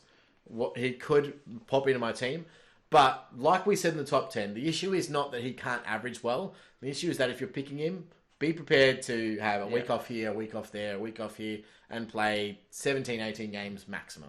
Yes, bit of that walkabout. is Walters. So, again, playing for league, probably not as much of an issue. When you're playing for overall points, it can really impact you like it did to me last year. Wingard's 10% on the dot. And let's go Jack Darling, 1.2% for Chris.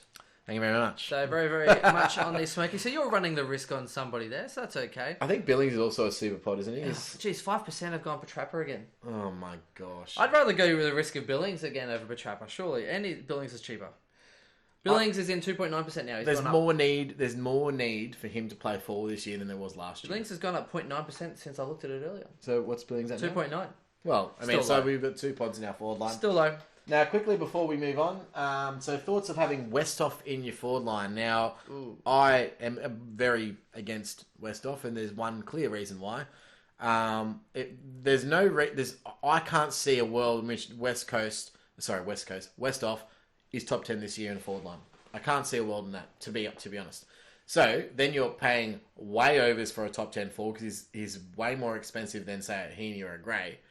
And then you've got the issue of he's actually 2,000 more expensive than Goldstein. So if you're going to go Westhoff, just get Goldstein instead. He's more expensive than just grabbing Goldstein as a premium ruck.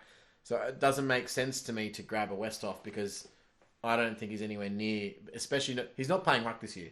No. He's only playing ruck. He's been plying forward and then pushing up on the wing. Yeah, so here's how the dynamic is going to work. Right now, Paddy Ryder's been training as a forward because...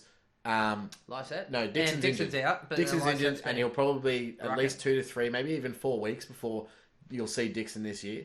So he's playing. Paddy Ryder will be playing 100%. Oh, not 100%, but he'll be playing forward ruck and forward at full forward. And Lysette is going to be playing the main ruckman in that time. Once Dixon comes back, that will change. Ryder will be the number 1 ruck, and then Lysette will be that forward mid ruck swing. But then what happens to someone like a Westhoff? Now, he'll still get his time behind the ball, he'll still get thrown on a wing, and he'll still go forward, but he won't have that ruck time. And he scored a lot of points from his ruck time. So I'll be surprised if he can get anywhere near. I think he'll have a lot more lower games. Last year, he improved in consistency at a really high floor. 80 to Right. 120 odd. This year, I think that he'll still have those high games, but this time he'll have his 60s and his 50s that he wasn't having in previous years, which will decrease his average and completely make him an unwarranted selection. So that's my personal opinion. I don't know. Do you agree? No, I'm 100%. So for me, Westhoff is dropping off. Can you go the Hoff? So let's go to the midfield then. Some point of difference. And I think it's funny though, because everyone's loading up on those top sort of 8 mids. Even less than. So what is it? 1, 2, 3, 4, 5, 6, 7. Top 7 mids, everyone's loading up. Yeah, and then it just drops off. And even then, like Lockie Neal's only in 16%, but those top 6, and then it drops off. Adam Treloar 4%, Caniglio 4%, Yo 6%. That is surprising for you. You know what? There's a lot of people in Western Australia that play Supercoach, right?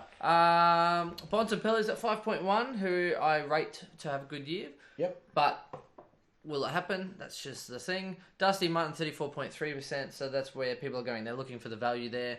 Pendles is only 2.1%, but I don't like that so much. So for me, Bontempelli at 5.1, I rate that over picking Treloar and the other guys for me at this point in time, based on price, and I think he will average more. Something that you could look at as well in a league position is if you're playing for league only, look at Andrew Gaff, because he comes back in round 3. Yep.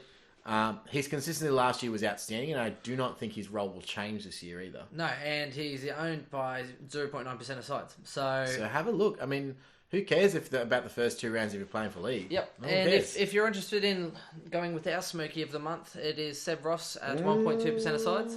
So what's Jack's deal at, just out of pure curiosity? Chris, I'll tell you what, we'll get to him. Although 4.5% was still side bottom. Why? He had the best year he's ever had, and he still didn't even crack 100. Best year of his career. Didn't you even know crack what? 100 I did watch the Was it Richmond Collingwood Grand Final. My dad's up from Melbourne for the week, so he did nothing.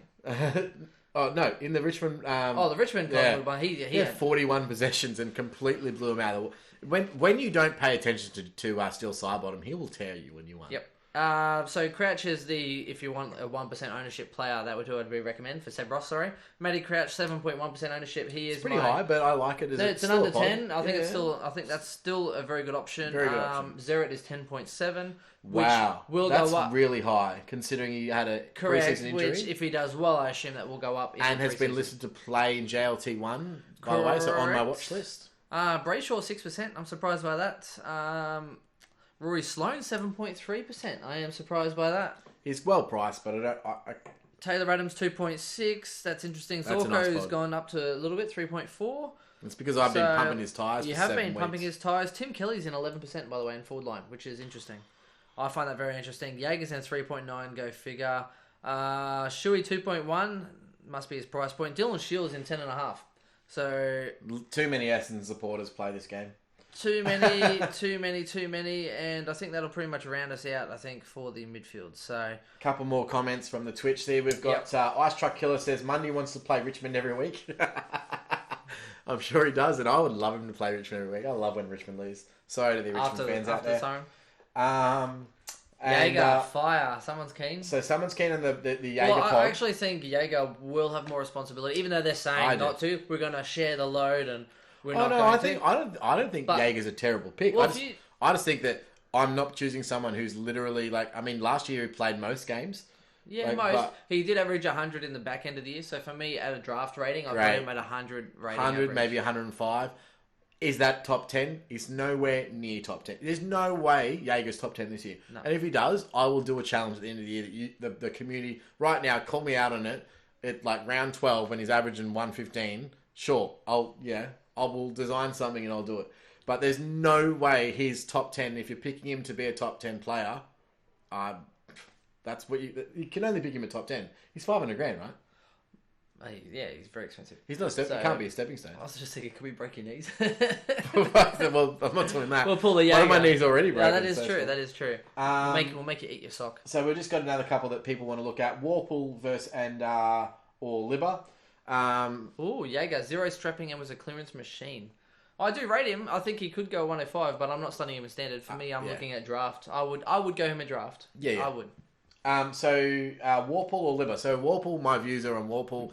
If he averages 90, great, that's a win. You might make a little bit of cash. It's going to be the Jaeger of last year. Yeah, draft value. Draft value, great, because I think you can pick him up in the forward line, maybe? Yeah. Whopple forward line, you can get him pretty cheap. If he averages you 90, you're laughing. You're running all over the bank. But I think there's much more potential that he averages, say, low 80s. Yeah, I think I've got him down as an 87 average on my ratings. Yeah, which potentially means that he may not make enough cash for you. He's a second-year player. It's very rare for second-year players to average that well. And he wasn't even really highly touted as a junior. I mean, he was picked 50-something, I think, for the Hawks. I mean, I can't see a world where that is someone who can average you really, really high numbers in SuperCoach. I mean, great if he does, but to me, I'm not even looking at him. Libba, on the other hand, has done it before. I think at the very least, he averages you. He's very cheap at 300k. Probably averages you 80 at least and 95 at best. They're already starting to call you out there, Chris. Oh well. Jaeger is top 10. You kiss Ben. Why bring me into Yeah. this? I'll kiss him now, but you know. Why bring me into this? No. Look, okay, no. You guys, honestly, bring this up to me, and I expect banter every week from you guys. If you guys want to call me out on this, Jaeger will guaranteed not be top 10 this year. I'm looking at this right now, and I'm telling all you guys right now who's listening to this. Otherwise, no Chris will sing the Richmond theme song. By the way, it's top 10 average. I don't think he'll make top 10 points either, but yeah, definitely not. Anyway, move on. Moving on. So Everyone's just ripping on you there, Chris. Anyway, and you got to remember as well that I don't think Hawks are nearly going to be the machine. Well, to be fair, people gave me a lot of crap for saying Franklin's not going to be a top 10 forward. So, and that, I mean, look, he's barely scraped in the last couple of years, but yeah, a couple of games he's got in. Yeah, I still think he'll be top 10, but anyway. Moving on onto our run sheet. So we've got some Q&As that we want to go through here. So thank you very much. We haven't done many Q&As this preseason, and the main reason is because when we've been recording live, we really haven't had the opportunity to do so. So do you want to pull up Twitter there, and I'll pull up Facebook over here. That was out of bounds! That was out of bounds! That was out of bounds! That was out of bounds! Aaron Katili or something. Katili, Aaron. Well, welcome, Aaron. Welcome, Aaron, and welcome to our Twitch stream, live Twitch stream and live podcast recording. Hey, does anyone know if the league is full yet? Does someone want to post the league code again on the Twitch stream, just in case some of these new guys are jumping on and there is room? That'd be great, because it should be room, surely. I don't think so. We've had a lot of people on Twitch today. Oh, really? Okay, well, can someone let us know in the comments if how many are in that league? So I'll just go to Twitter and find Chris's rambling post. We do want to obviously build this platform, guys, and there's a few reasons why we want to build Twitch. I mean, our long-term goal, if we had one, would be if we had 100 people following us on Twitch. They're all, and the thing about the guys in the SuperCoach communities, they're very avid. If we go live on Twitch, we're not going to do it 5 times a week. It's going to be, once or twice a week at the absolute most. Most of those people, and what we're finding is most of the people that are following us are actually logging on, and they are actually interacting with them. And we have almost 50 now followers on Twitch, and it really engages you guys. It gives us other topics to talk about and creates banter, which we really love as well. So we really like the thing, and we also like that we're really completely unique. Yep. There's no other group that does what we do. Well, and I like the fact that we're interacting with people live. So I understand if you're watching this back late, then you'll see some of these things pop up, and that sort of stuff is cool as well. But it's an interactive way, because that's what it is. It's a community, and there's no point. The amount of times, like back in the day, I'd want to input, or I'd want to comment, or even hearing your name back sounds nice, as funny as it sounds. But okay. So we're going to start with some Q&As now. Sorry, I just read the first question. I almost want to kill myself. But we're going to go through them all, and we're going to go through them all with a little bit of fun and jest. And Jamie Hall, who's, by the way... Long-term listener. Thank you, Jamie. Long-term listener. Shout out, Jamie. We chat quite a bit. He's also in the Dr. SuperCoach Slack. He's also in our single-season draft league this year. Yes. Jamie, well done. He says, I fell asleep when Collingwood went up by 5 goals to zip in the 2018 Grand Final. What did they flog the Eagles by? He's obviously a West Coast fan. Thank you very much, Jamie, and I'll give you that one for a high five for making me laugh live on air. So thanks very much, mate. You're right. Okay, Chris, I'm going to go for one. I have got Joe B on Twitter. He says, Chris's dyed hair versus grey hair. is his Q&A. So I'm actually going to go the grey hair. I thought You it was like the grey? Yeah, the silverback. I don't know. It just makes me feel humanitarian, I guess. Secure. Like a bit of a gorilla silverback. Fair enough. I know, I just like the grey hair. I thought you'd rock it. You're rocking that natural, whereas now this is just fake. It's a fake facade. I don't get it. Facade? Jeez, I can't even talk properly. Okay, Facade. Chris, next question. So Jamie Hall also, his actual question was your number one breakout contender. And one pod selection that you don't have but you want to. And for me, there's only two. They're both playing the Saints midfield, and it's 100%. It's either Seb Ross or Jack Steele. I think that they're both midfielders that could go to that 110 level. Potentially not this year, but they've been hovering. Jack Steele, I think, was 94 this year. Seb Ross, 102. I think that they can take that next step to go to a premium midfielder. Yeah, they're crying out for a primo, that's for sure. Yeah, and look, I think it's harder to choose forward breakouts. I would have said Jack Darling, but I think he broke out. Like, you take out his knockout game and the game where he was injured with his ankle, he has average 97 anyway. So he broke out last year. Like, yeah. I could say Jack Darling and be like, oh yeah, Jack Darling. But no, I don't think. I think that was last year that he actually broke out. I think it's pretty easy. I think Witherden's breaking out in defence. I think Bontempelli's breaking out in the midfield. I think it's his time. I think Nank is breaking out in the rucks, and I think Billings is actually breaking out in the forward line to become someone that people want to take respect for. So fair enough, mate. Fair enough. That's as easy as it is.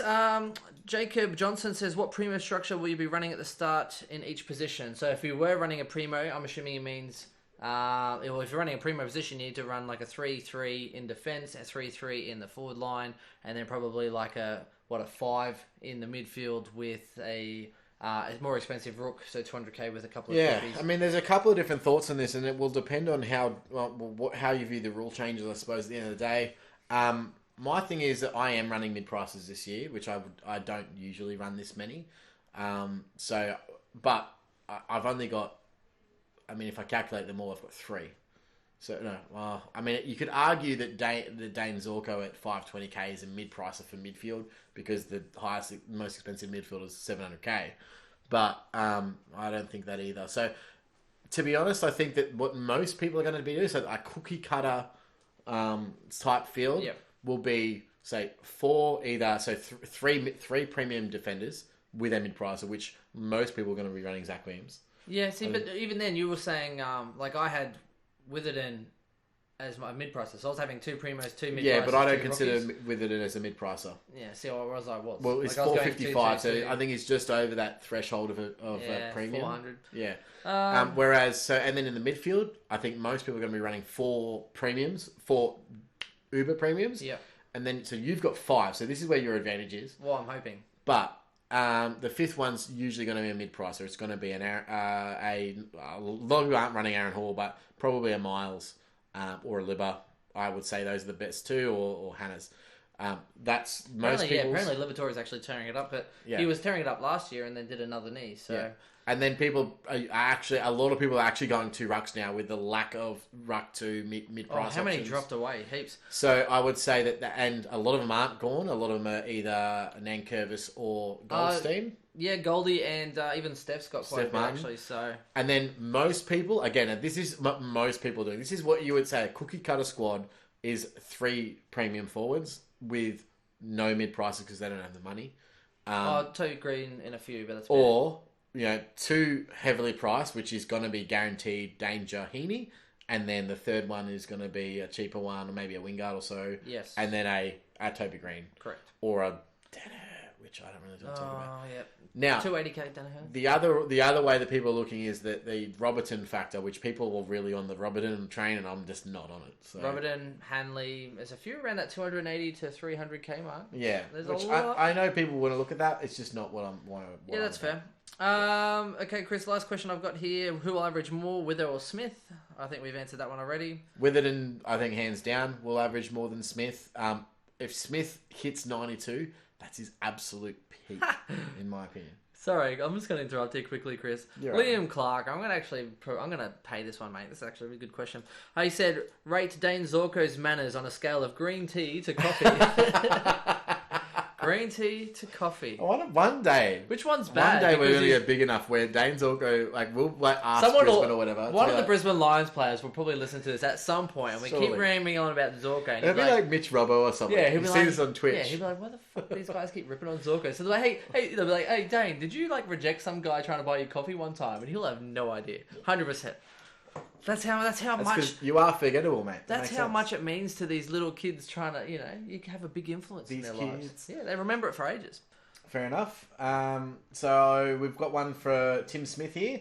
So Archie Smith, Lewis Pearce, or another option under 300k in the ruck department. I would say spend the extra 20k and go to Mumford. I don't mind the Lewis Pearce pick. And there's two reasons why. Is because there's rumours going around, and if you talk to any Saints supporter who actually like loves the Saints, like I'm talking like avid, watches every game, they all hate Moyer. They hate him because he's just useless. He gives away too many free kicks. He's a useless ruckman, so a lot of them don't like Longer at all. So even when he does come back, the rumour was that Lewis Pearce was the number one ruck regardless, and he was actually battling to try and retake that over. So if you believe that, then Lewis Pearce is a great pick. The issue is, if Longer comes back from injury after his hamstring and then takes over Pearce, then you can't make any more cash. You could probably waste a trade and go down to Longer and then try and do it that way, but it's a long way to the end of the road. that risk is something that I'm not looking at. Outside of that, I wouldn't touch Archie Smith because I think that was a rumour. I don't think... Oh, no. There wasn't a rumour. Archie Smith, no. I don't think that he's playing in the same team as No, Steph. here's my take not. on Archie. I actually think he was really good. He did a couple of years ago. He had a few good games, and I think he does have a lot of promise. Apparently, he's been working heavily on his craft and doing so much better. Actually, challenging, which is what you want from your guy. You want your second ruck challenging. 100% you But do. as if the coach is going to come out saying, "No, mate, you got no chance to play this year." As if he's going to do that. He's going to want to pump up his tires. You also hashtag blessed him. I did, and I saw him at the start of the year, and I hashtag blessed his year. But the coach is going to pump up his tires, saying, "Oh, boys, the fight's on." You know what I mean? Like, as in, whoever's going to impress me the most is our ruck. But Steph's definitely got the miles in the tank there, so he's killing it. Steph will be playing 100%. Steph's the number one ruck, and I don't see Archie can't play forward like the can't. Big O can. No, so that's where Oscar gets his value. I think they're just pumping him up. I think next year though, I think Steph, depending he finishes his contract this year, so whether they move him on to a Victorian side so he can be with his girlfriend or whatever, if he doesn't want to be with the Lions, Makes might sense. move him on. Archie will then step up to number one. Who knows? But I don't think it's Archie's year this year. I think it's next year, unless something happens to Steph. Who's the better jump ruckman, on for Archie or Oscar? Because Archie. yeah. Apparently Archie. I just don't know them well enough. No, well, as in Oscar, Yeah. he always looks like a big unco to me, but no, as in I think Archie's the goat. He's second in line for the ruck. So Yeah. All right, now, so Mark Stones, or Stonesy, so shout out to Stonesy, he's on our Twitch feed right now, said that no Stephen could potentially mean good for Jack Steele, which, yes, that's true. The issue is... who's getting tagged then? So I listened to... Well, no, so just to preface this, I listened to a podcast earlier today with one of the football heads there at St Kilda. I can't remember, his name. Escapes me. Anyway, he actually mentioned that they're hoping that he'll be back within 10 days. So that's what the club is hoping for. Just a bit of fresh air. Just needs a break from training, away from the club, and just to completely break away. So, look, that could be... That the club's hoping for 10 days, but they also have said that we do not put a time limit on it. So Jack has to come back to them and say, look, I'm ready. I'm ready, yeah. And that's the way it should be, though. 100% that's how it should be. Because if 10 days is up and you're like, I could really use another week. So I wouldn't just count that before I hatch. And so those guys out there in draft leagues that are looking for that as a reason to pick someone, I would avoid that as a reason. I would not use Jack Stephen as a reason to pick anyone. Yep. It's way too late in the piece for that. So I've got Claxio7. So Jason Clark said, are we concerned about Grundy yet? Loses 5 kilograms during the break. No training due to his foot injury. Plays like a ruck rover. So surely he needs that fitness. Nah. So no way. Well, look, I'm concerned. Guy's a god. I know. I'm concerned. He's a Greek god. He's so manly. I am concerned, but what's the alternative? I mean, you got Gorn with Pruse, so I'm probably not going to start him. Goldie, yes, his little toe and whatever else, but he had so much fitness before he injured it. So for me, I'm like, okay, It's the safer of the two. If you're picking a breakout ruck, Yeah. it's the only one that looks like they're going to even come close, and I don't think these are going to, is, to me, Nank. As someone who's going to break out. No. Like, I'm saying that Nank could be the guy that goes out of this world 120 average. Yeah, right. Now, I think that Gold is more likely to average 110 than Nank is to go 120. Yeah, I'm with Goldie to go 110. I can see Nank, the style of play that Nank plays his football mimics Brodie Grundy. It's literally the same style. This new rule with the take out of the ruck, that's a Nank rule. Maybe he'll get some free kicks instead of giving them away. This is what I'm thinking, he'll right? Be able to, he can take the ball in instead of trying to tap it. I think that Nank. Maybe he's Nank, just so I think, is a unco that decent when he choice. goes to like tap it, he ends up hitting someone in the face. Now he can just grab the ball. Go Hey, nuts. you're underrating my man, the Nank. All right, Nank the Tank. That is true. I did underrate him last year too, and you called me on that. I just think that football is moving towards mobile ruckman, right? Granted, like Gawn is just so amazing as a tap ruckman, and there's not many guys out there like that. Goldie's a bit of a hybrid where he is a little bit mobile, but he's also really good at tap work. And Grundy's just an elite beast at both. I like the visuals there, Chris. And you didn't even block my photos. I would never do that. All right. So I don't think now if there is a high eight, like a long-term view of Jack Stephen, the one that I think benefits the most is probably Gresham. Yeah. Now I don't think that's going to happen. But well, it's interesting because I'm just going to quickly tie this one as well, Chris, because Stephen De Silva actually said the Burn Man Billings could be a viable option with Stephen out. Again, the same whole premise that we're talking about, although we already had Billings as a decent option. Here's the thing. I think the plan for Billings this year was already to move him further into midfield or on a wing. So I don't think that Stephen being out impacts that at all. What I do think is I think Gresham's still a forward line player. And I think that if someone was out of that midfield, that is someone that they could replace into that. But I think you still want Gresham further in the forward line this year. And, with Matt Parker down there, maybe with Rob, there's another mid-range recruit. I don't think he's 22. He disappeared. Hate him. Guy butchers the ball. You watch Jack Nunes anytime he butchers the ball. Every time he gets the ball, it's a Tom Langdon. It's a long to a contest or turnover ball. Like there's no in between. It's like you can't. I don't know if he understands how to. Are you saying that Nunes is the Tom Bell of last year? 100%. Yes. 100%. You reckon he'll be gone? If he gets dropped in this year, you can quote me right now by saying that Nunes is a dud. That guy is the biggest letdown of an AFL player that I think I've ever seen. Anyway, onwards with the more questions. Jeez, we actually had a few questions this time. We do. Well, we haven't done this Q&A for quite a while, so and it's always fun when people want to take the piss. That's just draft related. So thanks Stonesy for asking a draft related question. He said Hopper versus Toot Miller versus Harms, 1, 2, 3. Oh, jeez, you're going Harms, I reckon. I am. You are big on Harms. You know what I'm going. I do know. I know your buddy. You know what is interesting? So I listened to Supercoach Elite's podcast, and shout out to Corey and Bombs if you are listening.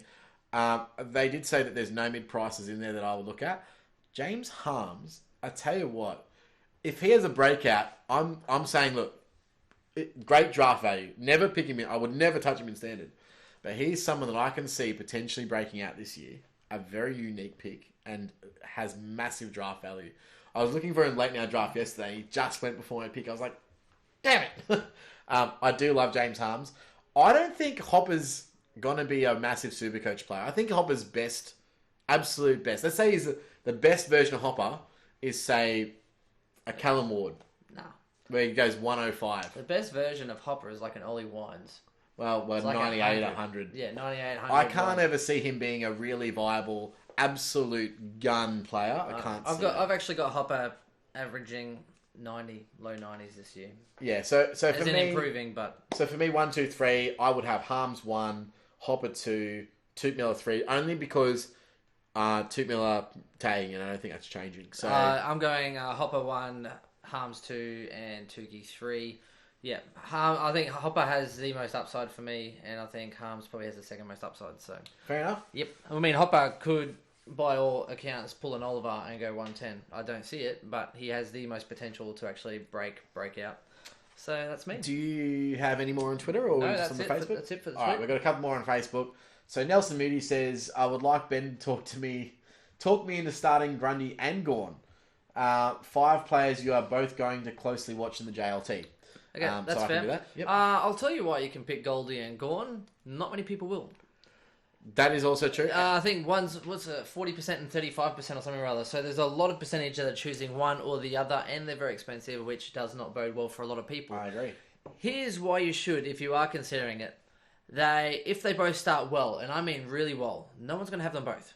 You're going to be so far ahead of everyone else. Points are going to be the great. problem is that they are the 2 of the most expensive players in the whole competition. And it's also the position that fluctuates the most out of any other position. So, if you want to risk Try it... to talk him into it. Yeah, I know. I said talk him in, and then I changed it into talking out. There's one reason why you should start him is because I don't think there's anyone going to be close to 1 and 2. I still think that at Goldstein's absolute ceiling of 110, let's say this year, you reckon absolute ceiling Goldie? 110? Yeah, 110 for me. Even then, I think that Gorn still averages 115 at the minimum, which is 12 points per game drop. That's a large drop, right? Yeah. So I can still see him still being, at the very least, the second best ruckman of the year. Yep. So here's my other option, which is what I was toying up with. I want Gorn. I want him as quick as I can, but I want him to drop in price. Start with Goldie. Goldie holds his value because Goldie is reliable. Then pretty much when Gorn drops, don't waste that trade. I would. You might. Well, if Gorn drops 150k, then you've made 150k in one trade. Well, you haven't made that money. As in you've banked it to start with. I know. If you honestly believe that you're going to gain 5 points per game for the rest of the season, then sure, maybe do it. Who knows? I'm not saying it's a good idea, Chris. I'm saying that's a pretty shit idea, to be fair. They're some of my finest. Last question on the Facebook before we go back to, and we've got some questions on Twitch as well. I might do it, and I might go a mid 300. I might go a mid price as my mid 5 instead of having a primo and then have 2 primo rocks. Fair enough. Yep. So Jay Kerala says, "G'day lads. I'm going with a different approach in the backline this year. What are your thoughts about this strategy?" And he's going with Brodie Smith, Dylan Robertson, and Broadbent as his D3, 4, and 5. Okay, so he's going very deep in his defence. Okay, I thought that was his 1-2 entry. Yeah, I was going to say, the plan is then to straight swap them to fallen premiums when they reach their peak at about 450k, which is an estimated 83 average, so that won't be. So something that you need to realise, Jay, is that when SuperCoach season starts, every single player is overpriced. Every single player. And as the season goes down week after week and averages start to come into it, what they call the magic number goes down. What that means is that, let's say someone was averaging 120 in round 1. By round 5, they will still have dropped. Even if they hit their 120 every single week, they probably have dropped 10k in value. So they actually do just go down in value until about round 8 or 9, I think it is, where that's the happy medium. So everyone will go down in price. That is guaranteed. So an 83 average that you're looking at now is probably more like going to be a 450k and 85, 86, 87. Just so you know, that's how SuperCoach works. So sure, it's best case scenario type stuff, but he's interested in hearing what I say. So I actually had a look at something similar to this. So this is why I like this sort of going to D5 with going to D5 in defense. Right. I had it a lot deeper. I still had, and these guys haven't changed. I had Lloyd and Sicily at 1 and 2. I remember making a joke on Twitter about going 5 deep. You did, right? So, and then I had Ryan, then I had Williams, and then I had Smith at 5. So this is a slightly different take on that. Now, whilst I love the approach from a pure thinking about it outside the box sort of thing, I think Broadbent is undervalued as well. I think that the rookies that you're going to have this year are going to be close to averaging the same for 200 grand less or 150 grand less, which means that D5 spot, which is Broadbent, I think is 290k. Oh, yeah, just short, I think, 289. Yeah, so I mean, you're 110k to Sam Collins, who's probably going to average around 80. Like, I can't see Broadbent at his age averaging 80 plus. I can't see it. I mean, if you can see him averaging 85 plus, maybe it's worth it. Even at his best was near like 85. Yeah, like that's what I mean. Like he has his games where he busts out of 110, and then he has his 60s and 70s, and like a classic defender. So what you've got to realise is the rookie defenders that are currently looking like, and this is pre JLT before we actually have any real raw data about what they're going to do. they're looking like they're going to be able to average around about 80 on field. So I'm talking Marty Hall and Sam Collins, and I think those two guys probably need to be on field for everyone if they're playing round one. Now, having said that, if they don't rock up round one, Yeah, catch you later. then you can go that 5 deep Free and for all. go nuts. But that's what I'm thinking at the moment. I think you're probably better off investing your money elsewhere. All right, let's switch it back over and see if anyone's been commenting about some of our nonsense. Excellent. All right, so we do have a few here. Ooh, they didn't even see that, Chris, did they? The screen. What? Yeah, no. Oh, no, the screen, no. They weren't on Facebook, no. Oh, okay, No, right. no, I didn't do that on purpose. Ah, fair enough. Would have been good. So, we've got Cade Colo 18, who was on our last Twitch stream, so thanks, Yes. Cato. He said, I appreciate the interactive stream, so thanks very much. Thank you also. We always remember Kate Colo. Thank you very much. Ice Truck Killer just shouted out the Twitch league code as well. Ah, nice. Thank you very much for the Twitch league code. Is it? Did he say there's a room or is it full? No, there is room. Ooh. Well, we'll see. Now, what we also will do is we will stop the Twitch recording and we're going to add a podcast-specific lead after the end of this. So anyone that listens to our podcast will be able to listen to this and say, hey, the podcast is, code is X. Well, so now they're going to know it's at the end. Well, I mean, all they're going to do is stay up for another few hours and they'll be able to hear it straight in the podcast. That's true. Although you're going to have to get it off YouTube because it won't be on sound or on. Nah, on it'll be SoundCloud podcast specific. It's not YouTube. Oh, so you're going to do that? Okay, we'll do that. What? We'll What are you talk talking about it. about? No, It's it's all in good. podcast. Yeah, podcast specific. I'm saying you release it to YouTube before it goes onto Spotify and everything. SoundCloud, Spotify. Yeah, that's but a I'll day probably late. just upload the direct track from Twitch straight to YouTube, so it won't have the added extra. Whatever. Anyway, all good. Yeah, it's okay. I mean, I'm sure you can That's just just discuss us it. banter. You can just discuss it with Admin Stonesy. Yeah, right. Very cool. Did you? So we've had from Sir Black Knight. Did you dye your eyebrows too? No, my eyebrows are my natural colour. But thank you very much for asking. They are very well sculpted. Grundy will not average more than 115 this year. Stonesy. I don't know about that, mate. I'll take that bet. Stonesy, get your act together, boys. Come on, Stones. Would you go Nank or Goldie? Now, Goldie. he's a Goldie man. I'm a Nank man. Goldie for consistency, durable, and he's been there before. I'm picking Nank for a breakout. I think he's going to beat Goldie this year. I think they're big on the Goldie train, but I honestly believe that. I mean, Nank's got the better midfield. He's got the sole ruck.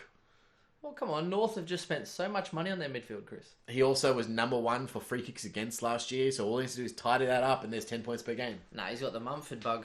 No way. Breaking skulls. All right.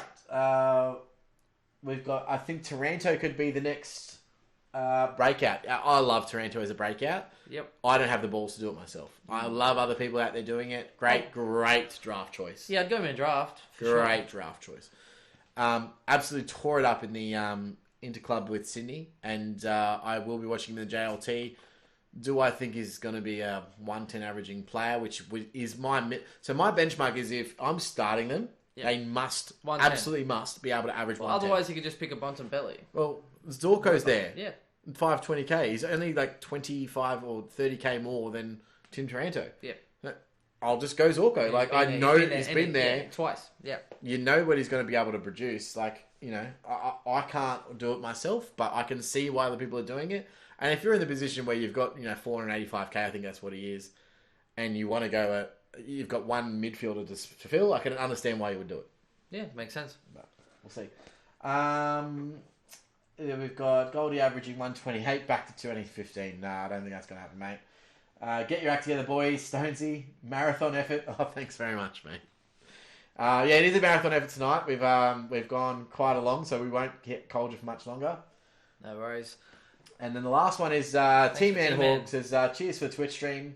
He's been playing SC for over 10 years. He's only been ranked overall twice around 2000 or 2%? 2000, so I have a lot to prove. Yep. Look, I Well, think... it's new for us as well, the Twitch stream, but it sounds really good, and I'm enjoying this as well. So Yeah. I think it will be the way to go forward. I think as the years go, people will be more interactive now that technology has really afforded us these kinds of It's true. streams. I think it's great. Now, before we jet off, we're about to leave this chat, and I hope we've given you a lot to take away with, a lot to watch in the JLT. That's the whole purpose of this pod, to give you guys guys to look at and analyse over the JLT. We will put it on our Facebook account, but we retweeted a fantastic sheet of rookie watch list. Correct. On our Twitter, and it was from a guy called Damo. I think he's part of SC Talk. Sorry, Damo, if I got that wrong. Absolutely amazing spreadsheet. Basically, every single rookie that you want to be watching out for in each individual team is on that sheet. Yes. Have a look at it, because that's what you want to be watching. If by now you don't know what premiums you want, the only thing you should be looking for is role change. So do not worry about the scores for your premiums, because it doesn't matter. No, and it's all scaled as well. Scores do not matter in JLT for premium selections. And there's usually less time, so it gets scaled a little bit too. So what matters is what role they're playing. Yes. So if you see them behind the ball, that's different. If you see them in playing more forward time, that's different. Yeah, if you see Whitfield in the forward pocket, run. Yeah, right, 100%. So with premiums, it's all about what their role is. With rookies, it's all about also what their role is, but what are they scoring? What's their scoring potential looking like against senior bodies? And that's why the JLT is important. Yep. So if you want to head on to our Twitter, it's right there as one of our retweets. Just go through our scroll. We will obviously post that to our Facebook page as well, so that you have something there to look at too. Yeah, Ben McKay's not even in spreadsheet. Buckets will be playing, I reckon, round 1. They need him. They have no one at North, so I reckon Buckets has a good job security at this point in time. I do think so, but I don't think his scoring prowess is going to be as a fullback, who knows how he's going to score. However, intercept marks... Would not be touching him. Intercept marks... I'm considering. I'll watch him. I'm watching for him just because if he goes crazy, then I want him to do well. Not so much for SuperCoach, but I just actually want him to do well. So I don't know. Old mate Buckets, Ben McKay. So let's go for it. So that's the Twitch League that is back up again. Back up again is the Twitch League on screen if you do want to have a look at that. Otherwise... And I'm leaving Chris in charge of when he releases this other league code, because I have no idea what you're planning. We'll just record a little audio. We'll be sweet. I just created the league and Chris is taking over it. Anyway, thank you very much, guys. Had an awesome time tonight. Yes. And we will see you next week after our review of the JLT 1. I know. And our post-draft special, which is going to be pretty cool. Yes. And we're also going to do a little bit of a pre-record, maybe even on Sunday. Twitch again on Sunday. Yeah, for our draft league. So maybe we should do like some individual Twitch stream. Although you could probably sneak in and watch it. Our strategies, like our little, hey guys, a little pre-draft strategy. Well, you could do Facebook Live and I could do Twitch, and we could just both mix it up. We've just got so many ideas, so many cool things to do, and we're really thankful for ridiculous amounts of people in our Twitch stream today, and that hopefully you guys had some benefit out of it. And so much variety, unlike Chris's hair colour choice. So, thanks again. Peace out. Brown. Enjoy. JLT is tomorrow. I'm very excited. Thanks for having us. Thanks, guys. Right, bye. Catch you later.